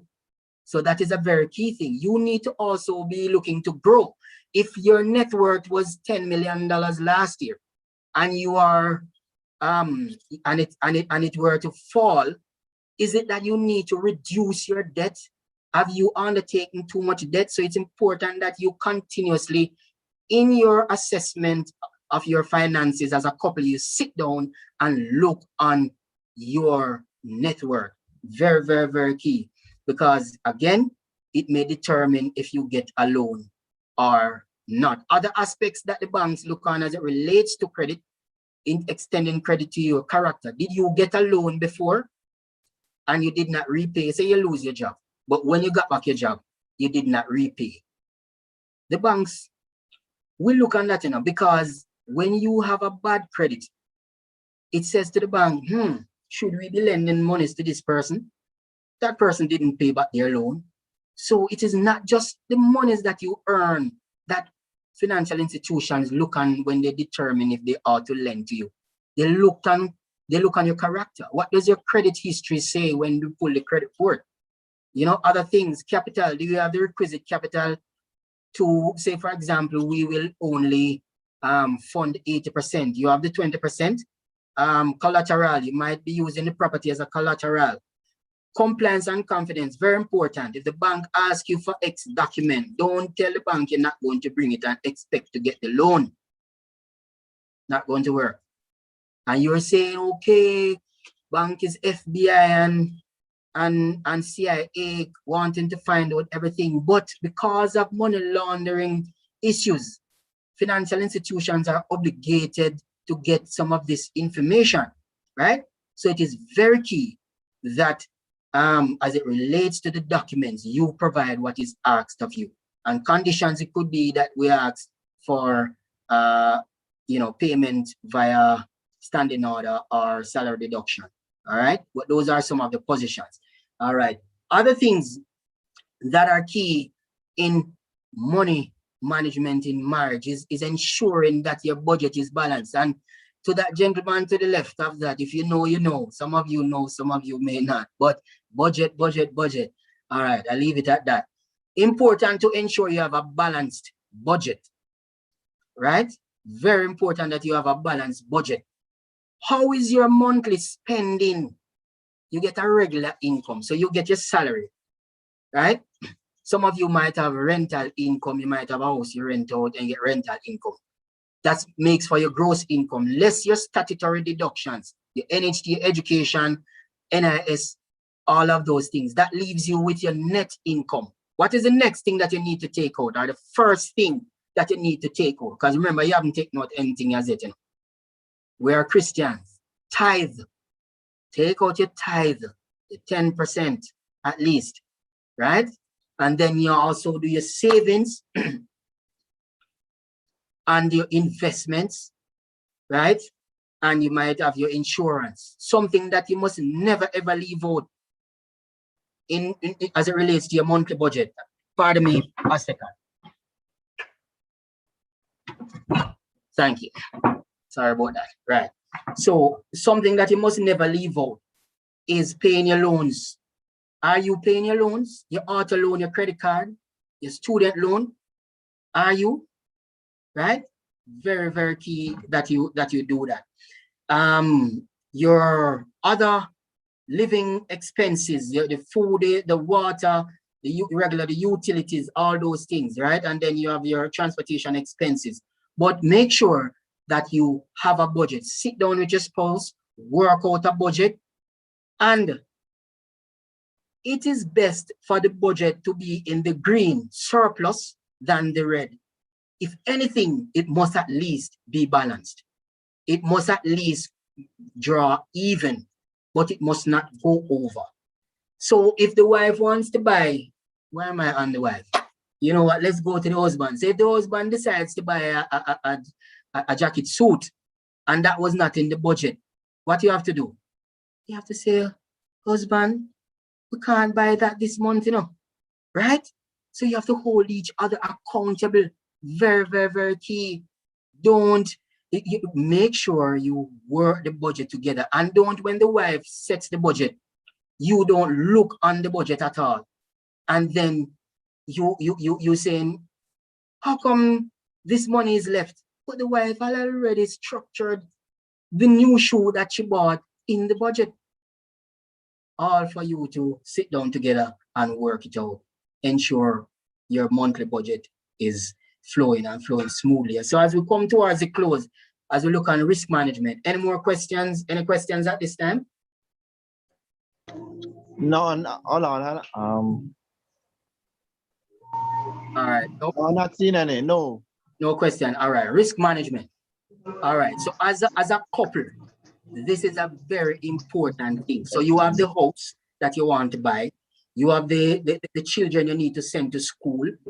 You have so many things that you need to do. You need to buy the car. What are the things that can stop you from reaching your financial goals? You have to protect against risks. Risk management is key, right? It can harm you from achieving your financial goals. And these risks that you may protect against, personal risk or property risk. So for example, if your spouse were to die, right? What would happen to you and the family? What if the wife is not working? What if the husband is not working and your spouse die? What then happens? Huh? How will the children survive? How will you survive? Accidental injury and disability. What if you become accidentally injured? You lose a hand, right? Lose a foot and not able to function as before. You lose a job. COVID is happening now. What if that were to happen? Ill health, cancers, COVID-19. What then happens? Right? Do you have insurance? And let me talk about the first insurance I want to note here, creditor life insurance. Creditor life insurance is very key that I would encourage persons to take out creditor life insurance. Creditor life insurance is the loan insurance that financial institutions give on loans, for loans, unsecured loans, that is. If you take out an unsecured loan, for example, and that loan was used for something and you were to die, the person, the individual who might have taken it out were to die, it couldn't put your family in a very negative position, and the other spouse may very well have to repay based on the clause that might be on the loan, right? likewise, if it is a vehicle, a car, and one spouse were to die, or the spouse that took out the loan to buy the vehicle were to die, for example, then what could be the issues with that? Here is what happened now. If the spouse were to die and there was no creditor life insurance, it would certainly mean that the spouse who is remaining may not have the use of that vehicle, right? May certainly not have the use of that vehicle. So I would encourage you to take out creditor life insurance on any loan that you can get that to be had on, right? Whether it is an unsecured loan or a secured loan, like an automobile credit, right? I would encourage that. Further, life insurance. If one of you were to pass on and there is no insurance in place, it certainly could set you back in a very, very, very strong way. So I would encourage you to ensure that you have life insurance. Your house might be insured, your car might be insured. Why are you not insured? Wives, I would encourage you to speak to your husbands and ensure. As a matter of fact, you know what? You pay the insurance for your husband.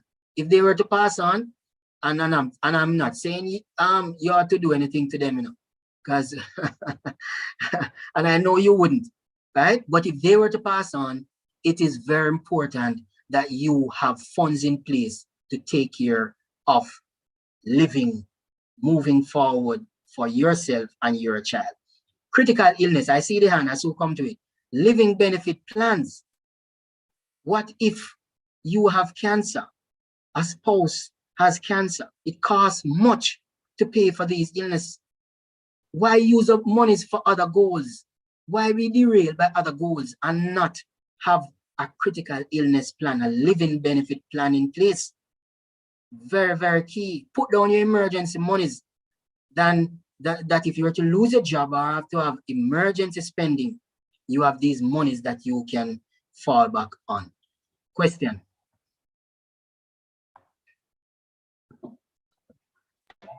The person is asking, is life insurance biblical? All right, I won't speak to that. I will speak from a position of finance. So I'm not here as a preacher. I'm here as a financial expert. And what I will say as it relates to that question, how I'll answer it, I will say, we ought to look about ourselves.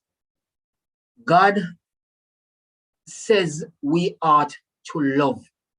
Love says, I will take care of myself and I will take care of my family. That's what love says. And if God requires of us to love, which means love of self, love of family, and love of God, I would think that if you are protecting yourself and your family, then life insurance would be something that God himself would encourage. That's how I would answer that. Over to the next questions. Before you move on, Garfield, just to advise that the time is coming up. We have another program at 7, so we need to end by about 6:30 to make sure there's enough time for that. So keep that in mind, please. Sure. Questions? I see curious here, Richard. Someone was just commenting in the chat, said that the Bible says that you should leave an inheritance for your children's children. Thank you for that. And that's also estate planning. That's life insurance and that's estate planning. So I want to think that answers that question. Kerry, you had a question. I see your hand up. Is it from the last time or you have a new question?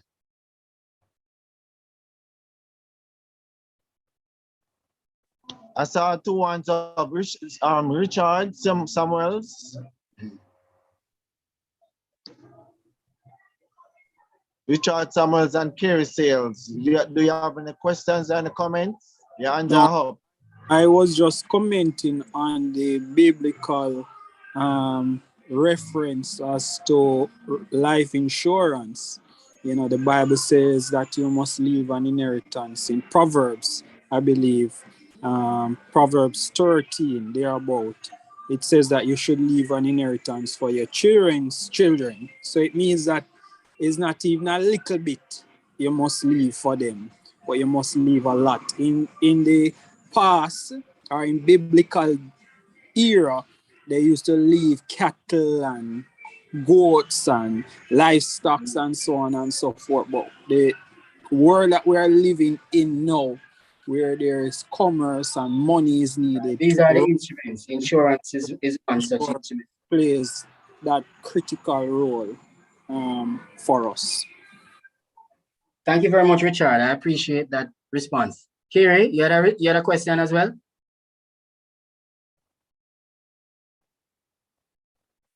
All right, so we're not. Yeah, no man, you can move on because the person just made the point. So Okay. don't need to make for them. Yeah. No problem, no problem. All right, so property, it's important that you also have property insurance. That is very key. I would have known of many circumstances where places have burnt down and flooded out, hurricane, all different things. And so peril insurance helps us to sustain our assets. We certainly encourage that. So it's one avenue as well. So if you, as a couple, you don't have that in place, we encourage you. Some persons may see that as a luxury, but my responsibility is to note that same is available. And if you, it's something to be considered as a part of money management in marriage. Of course, let me tell you, if you have not done this yet, I'm going to encourage you to write your will. Have you written your will? How long have you married? How long now are you married? Are you past 1 day? Then you are late if you have not written your will as yet. Very, very key. You only need 2 witnesses in terms of this aspect, right? Write your will. Make sure that you put all your assets. For life insurance, for example, you don't need to put that in your will, because by virtue of having a beneficiary on the premise of death of the insured, then the funds automatically can pass to the beneficiary. Likewise, if you have a joint account, then the other party, but it may, it may be necessary to do a will, because what if both of you were to pass on, you might want, it can then go to your estate in determining who should get what as well. So we do encourage you to write your will, put your assets in the will to ensure that things can flow smoothly. We know of many persons, even in the music industry, who have died, and their not being a will would have caused many problems. You don't want that for your family. You don't want that for your spouse. So we're saying, complete your will. Do it before the end of this week. I am encouraging you. All right. And as we look to close, a couple more slides, we're saying my encouragement to you, we're in COVID times, and this part, we can't do away with this part. We have to talk about this. What are you doing to cut your expenses? Because these are ways you can hold on to more monies to assist you in meeting your financial goals, right? Are you carpooling to church? Are you carpooling to work? Are you using online banking instead of for your loans and your deposits, instead of going physically to the bank? So use up the technology. How are you meeting? Are you driving physically to meet up with persons, flying to meet instead of, using up the Zoom and the Skype and the other technological means? Very, very, very key that you do that. Conserve on utilities. Partner with your family, partner with your children to ensure that they don't go into the fridge as often as they do, so you can have savings on your energy savings. Telephone, likewise. These are some ways that you can reduce your expenses. Grow a backyard garden. You might want to do that. Plant a backyard garden, you know, for example, look at those mangoes there. Do you think they came off my tree? Oh, well, they didn't, but you know, I intend to have beautiful ones like that because I'm growing a mango tree in my garden, right? So that is very key. Bring lunch to work. What's wrong with that? If you spend $500 every, and I'm not sure how much $500 will suffice as it relates to buying lunch. So let's say $1,000 for lunch every day, and you were to bring lunch to work, count up your savings and see how much you would have. Why is your husband going to the barber? Why don't you cut your husband's hair? That's my wife cutting my hair. Not sure if my barber is very pleased about that, but that is what I do. And I can tell you, I would have saved monies right throughout the year. $1,000 it was then for my haircut. And if you have 52 weeks in a year, that's $52,000, and I've gone more than a year already. How much is that? Quite an amount. So I'm saying to you, are you saving monies these ways so you can help with your financial goals? I see the hand, I'm coming to it, right? Reduce entertainment costs. Well, I'm not sure how many persons are doing these now, but if you are, I'm encouraging you to reduce some of your entertainment expenses, because you can certainly achieve financial goals by cutting back on something, right? Cut back on something. I'm figuring that you don't do the parties as Christians, but some persons go to the movies.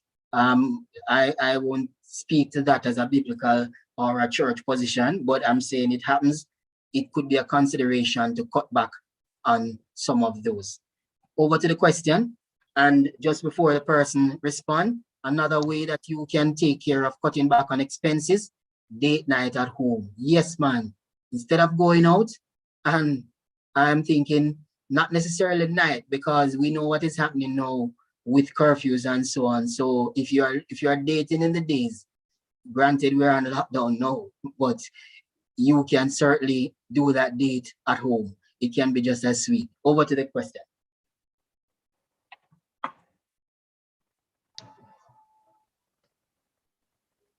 Please go ahead. Person with a question or a comment? I'm not seeing any question. It was saying that when I was commenting that my wife isn't cutting my hair, not everyone go bald.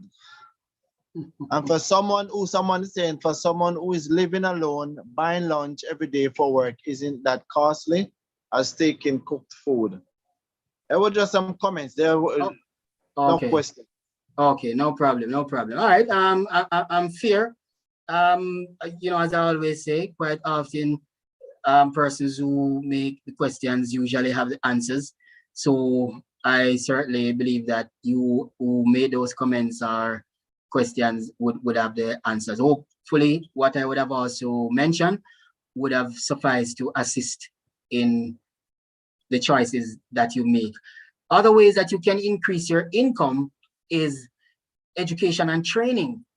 Why is it that you have to work one place for the rest of your life? Why? Why is it that you have to occupy one position for the rest of your life, or occupation for the rest of your life? Why?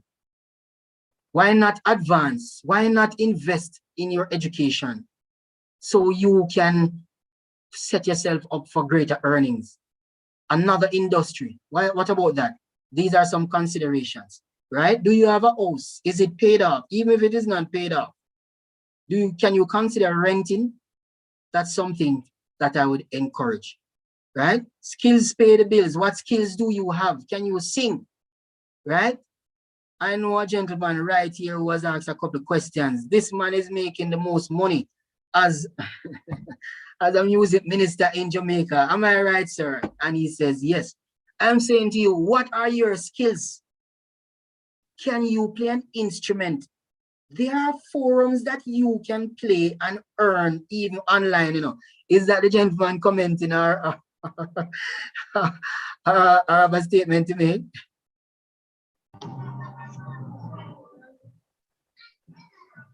Somebody saying something? Yes, yeah, he received it. Okay.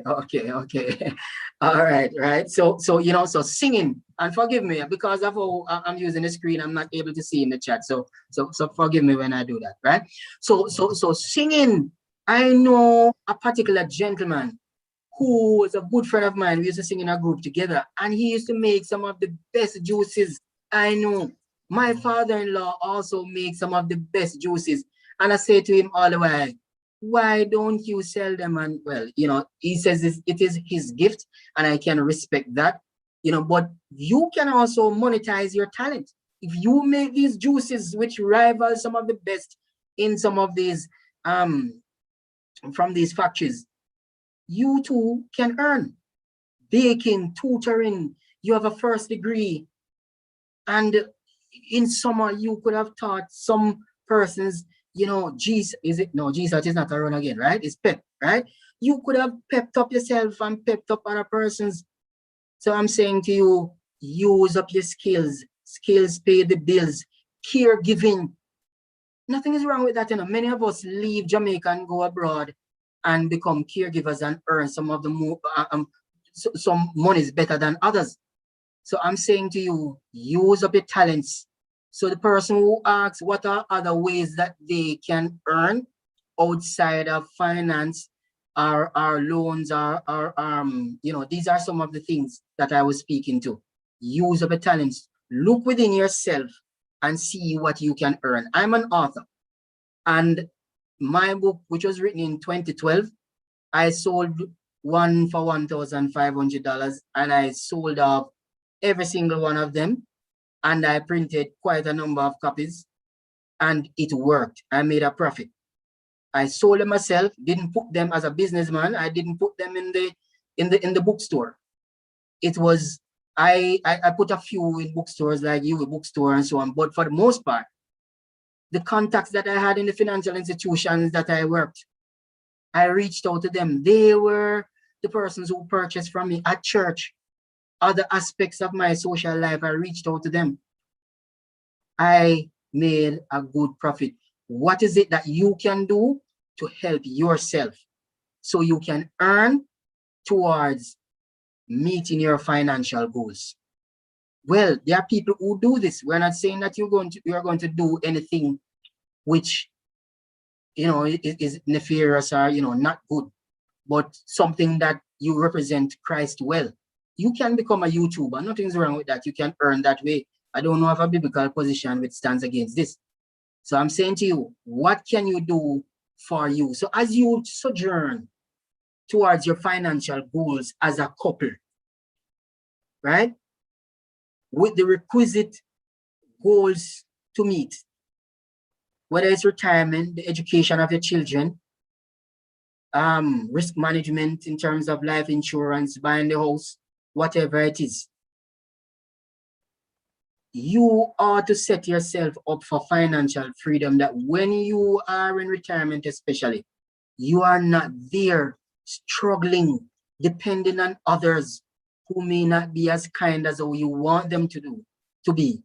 It is very important that you stand firm, solidly with your financial plans, right? And a part of that means you have to be honest with your spouse. Wives, be honest with your husbands. Husband, vice versa. That is how trust is built. Don't hide the loans that you have. Don't hide the monies that you have. Ensure that you discuss well between yourselves.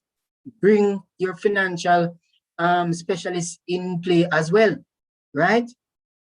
Make sure you're both on the same wavelength, because that now will create issues in your marriage if one party is pulling to the left and the other to the right. Make sure you're on the same page. It is said, based on a study done in 2017, that lightens great marriages, which says that great marriages, as it relates to 50%, 54% relating to great marriages, they talk about money daily or weekly. It is important you are spending money regularly. You might not be doing it daily or weekly, but make sure you at least do it at least once a month. That is my encouragement, right? Make sure you are both aware of each other's financial goals. Avoid damaging conflict through financial transparency. We spoke about that just now, and continue to make each other accountable as spouses. Very, very, very key, because at the end of the day, good finance helps with the romance. Thank you very much. For other questions, I'll seek to answer. If you have any, I guess we have a couple more minutes. So if you have questions at this stage, I'm ready to answer.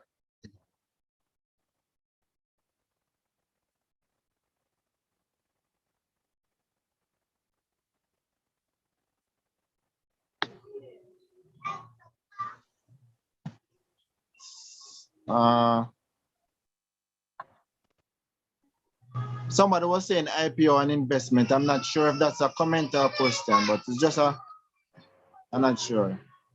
Okay, all right, let me stop sharing this screen. Yeah.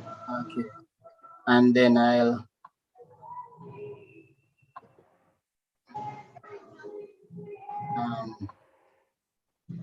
all right, whatever reason, not sure what is that. Question quickly. Yes. I saw a late question coming. Now we have to wrap up. Should Christians trade in stocks and securities? Can just adjust that last one and then close on. All right. You know, here's the approach that I take to all questions as it relates to along that line. I choose to I leave that to the pastors, the elders, and leaders of the church along that line. You know, I come to you from the angle of a financial expert. Fair? And so I won't undertake, pardon me for not undertaking the questions as it relates to what you should indulge in or not in terms of the financial instruments. But what I can tell you is that they are available for you to achieve your financial goals. Stocks and security instruments, they are speculative instruments, as I mentioned earlier, which may warrant that they're not guaranteed. They give you potential returns. I can't give a definitive position as to whether a Christian should. What I know is that they help with your financial portfolio. As a matter of fact, if you're a part of a pension plan, you indirectly would be indulged in investing in equities, because pension plans also are a part of, they also undertake to be involved in equities. So, I would say to you that I see, as it relates to that, responsible borrowing, responsible investing as well. So I see a couple more questions. Carrie hand is up. Okay, all right. Yes, Carrie hand is up. All right, so, I'm going to take Carrie shortly, but let me see. How can I be contacted? All right, I leave my contact. Let me type it away in the chat. 876-850-6256. That's my personal number. And when you call me, I can discuss, in a personal way, what I can recommend for you. What's your recommendation on foreign currency accounts? Well, I don't see any problems with foreign currency accounts. Foreign currency accounts are part of deposit accounts available to us. The thing is, do you need to have a foreign currency account, and how much do you need? Oh, thank you. Thank you, Jeffrey. Right, I had mistakenly typed it to Jeffrey, right. So are you earning in foreign currency? Do you have plans for foreign currency? Why not? Is it just for travel?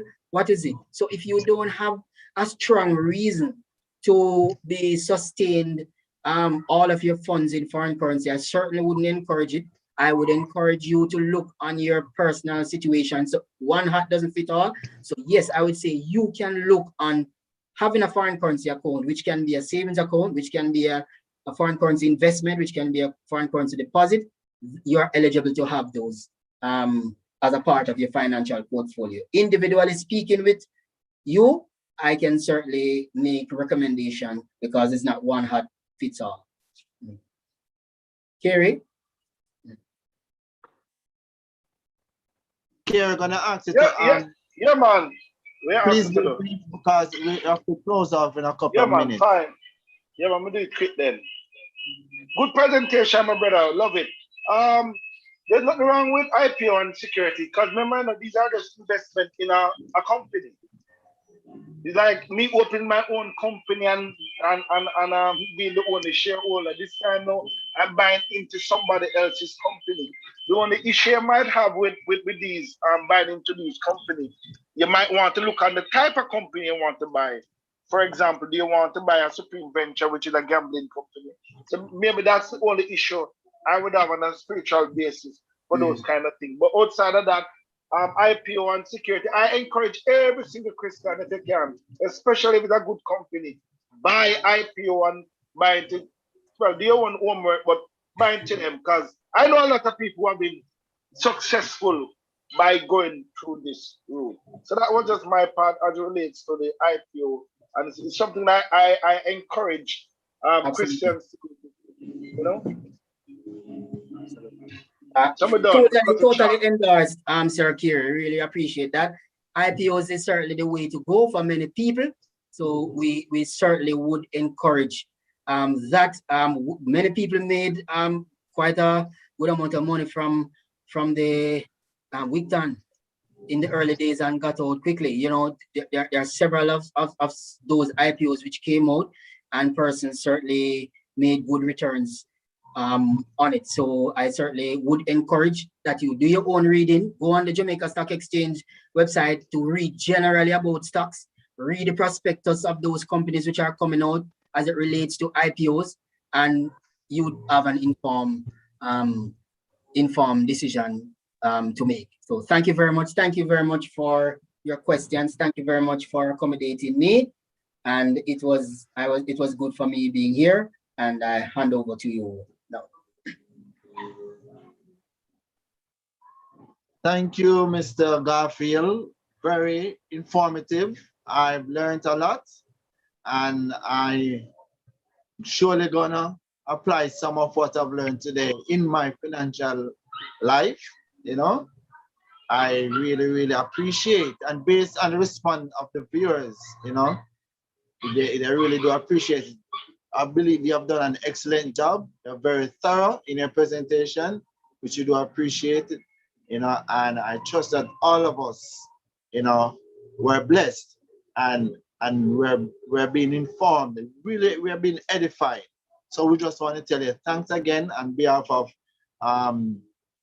the leadership of the Trenchtown Seventh-day Adventist Church, the Family Life Ministry, and the Couples Ministry, which is the directors are Jeffrey and Marshall, Marshall, and Kiwami and Kian, respectively. So we just want to tell you thanks. We really do appreciate you taking the time out and do this for us. So without further ado, we have to put a cap on it right here.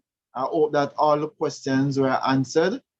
I believe people have more questions, so they have your contacts. They'll contact you for further information.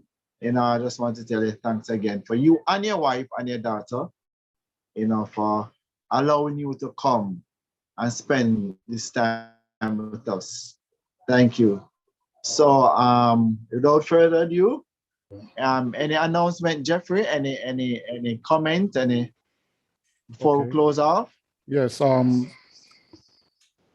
I'd like to congratulate you, Kwame, and Keon for this very good presentation. You know, organizing it. It's a very good presentation indeed. Thank you, Garfield, for being here as well.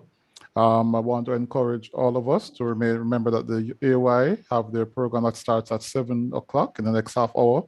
That's a youth program. and so will Speaker Brother Theodore Henry. So if you're able to come back on in time for that, please do so. And also stay in touch for more programs coming up, both from Transform Family Life and from EGC Family Life. Thanks again, Kwame, great job. Thanks again, Garfield, excellent work. And we look forward to continued greatness in this matter. Thank you very much. Bye-bye. Thank you. Take care. Thank you again. Bye-bye. And I just want to thank the viewers also for